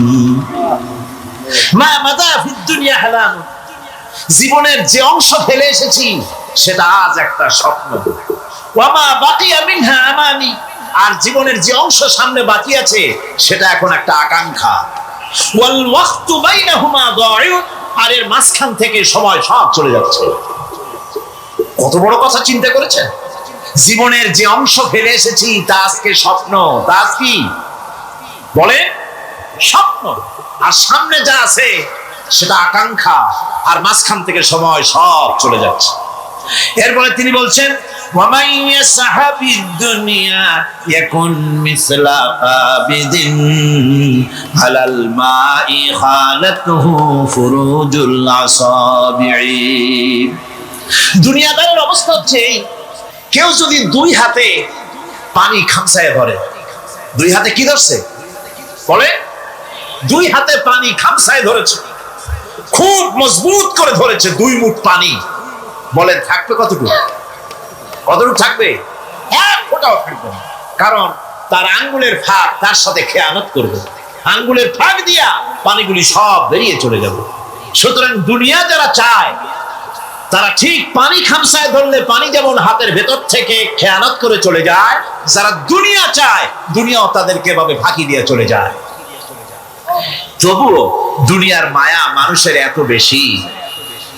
আল্লাহর নবী বলেন লাউ কানা লি ইবনি আদম ওয়াদিন মিন যাহাবিন লাহাব্বা ইয়াকুনা লাহু সানিন। এই পৃথিবীতে যদি কাউকে একটা মাঠ ভরে যদি সোনা দেওয়া যায়, লোকটা বলবে রব্বুল আলামিন আমি যদি আরেকটা মাঠ এরকম সোনা ভরা পেতাম। দ্বিতীয় আরেকটা মাঠ দেওয়া হলে আবার বলবে যদি তৃতীয় আরেকটা মাঠ সোনা ভরে যদি পেতাম। নবীজি বলেন ওয়ালা ইয়ামলাউ জাওফু ইবনু আদামা ইল্লা তুরাব। যা করতে হবে আখিরাতে জবাবদিহিমূলক জীবন যাপন করতে হবে। আপনি ব্যবসা করবেন, ওজনে কম দিতে পারবেন না, আপনি খাদ্যে ভেজাল দিতে পারবেন না, চুরি করতে পারবেন না, ডাকাতি করতে পারবেন না, জেনা করতে পারবেন না, বদমাশি করতে পারবেন না, মদ খেতে পারবেন না, সন্ত্রাসী হতে পারবেন না, হাইজ্যাকার হতে পারবেন না, চাঁদাবাজ হতে পারবেন না, মুনাফাখোর হতে পারবেন না, আপনি চোরা কারবারি হতে পারবেন না, ঘুষখোর হতে পারবেন না, সুদখোর হতে পারবেন না। এই সব কাজ পরকালকে বিশ্বাস করলেই এ সমস্ত কাজ থেকে মানুষ বিরত থাকতে পারে। কথা ঠিক কিনা? এটাই হচ্ছে। সুতরাং এই পৃথিবী থাকবে না, এটা কি চিরকাল থাকবে না, এর একটা পরিসমাপ্তি ঘটবে। যেমন করে সারা বছর লেখাপড়া করার পর কলেজে, বিশ্ববিদ্যালয়, মাদ্রাসায়, হাই স্কুলে, সব জায়গায় সারা বছর লেখাপড়া করার পর যেমন পরীক্ষা দেওয়ার একটা দিন আসে, সারা বছর ব্যবসা করার পর হিসাব নিকাশ করার যেমন একটা সময় আসে, সারা মাস চাকরি করার পর বেতন পাওয়ার যেমন একটা দিন আসে, সারা জীবন চাকরি করার পর পেনশন পাওয়ার যেমন একটা সময় আসে, অনুরূপ ভাবে এই দুনিয়া যেদিন শেষ হয়ে যাবে, আল্লাহ নির্ধারিত সময় শেষ হয়ে যাওয়ার পর একটা সময় আসবে যখন আল্লাহ রব্বুল আলামিন সব শেষ করে দিবেন, লন্ডভন্ড হয়ে যাবে, কিছু থাকবে না। কোরআনে কারীমে আল্লাহ সব বলেছেন, কোরআনে সব আল্লাহ বলে দিয়েছেন। আল্লাহ পাক বলেন এই পৃথিবীর সব কেমন ভাবে ধ্বংস হবে তার চিত্র আল্লাহ পাক কোরআনে কারীমে তুলে ধরেছেন। ইযাস সামাউ ফাতারাত ওয়া ইযাল কাওয়াকিবু তাসারাত ওয়া ইযাল বিহারু ফুজ্জিরাত ওয়া ইযাল কুবুরু বু'সিরাত। যখন আকাশসমূহ দীর্ণ বিদীর্ণ হয়ে যাবে, তারকাগুলি বিক্ষিপ্ত হয়ে ছিটকে পড়বে, আর সমুদ্রগুলি উচ্ছ্বসিত হয়ে পড়বে, কবরগুলি সব তার ভেতরে যা আছে উদ্গীরণ করে দেবে, তারকাগুলি স্থিমিত হয়ে যাবে। এরপরে সমস্ত আকাশগুলি কাতাইয়্যিস সিজিল্লিল কুতুব, কিতাবের পৃষ্ঠার মতো একটার পরে একটা ঠাস ঠাস করে পড়তে থাকবে, চূর্ণ বিচূর্ণ হয়ে ভেঙে চুরে একাকার হয়ে যাবে। পাহাড়গুলিকে উড়িয়ে দেওয়া হবে, চন্দ্র এবং সূর্য একাকার হয়ে।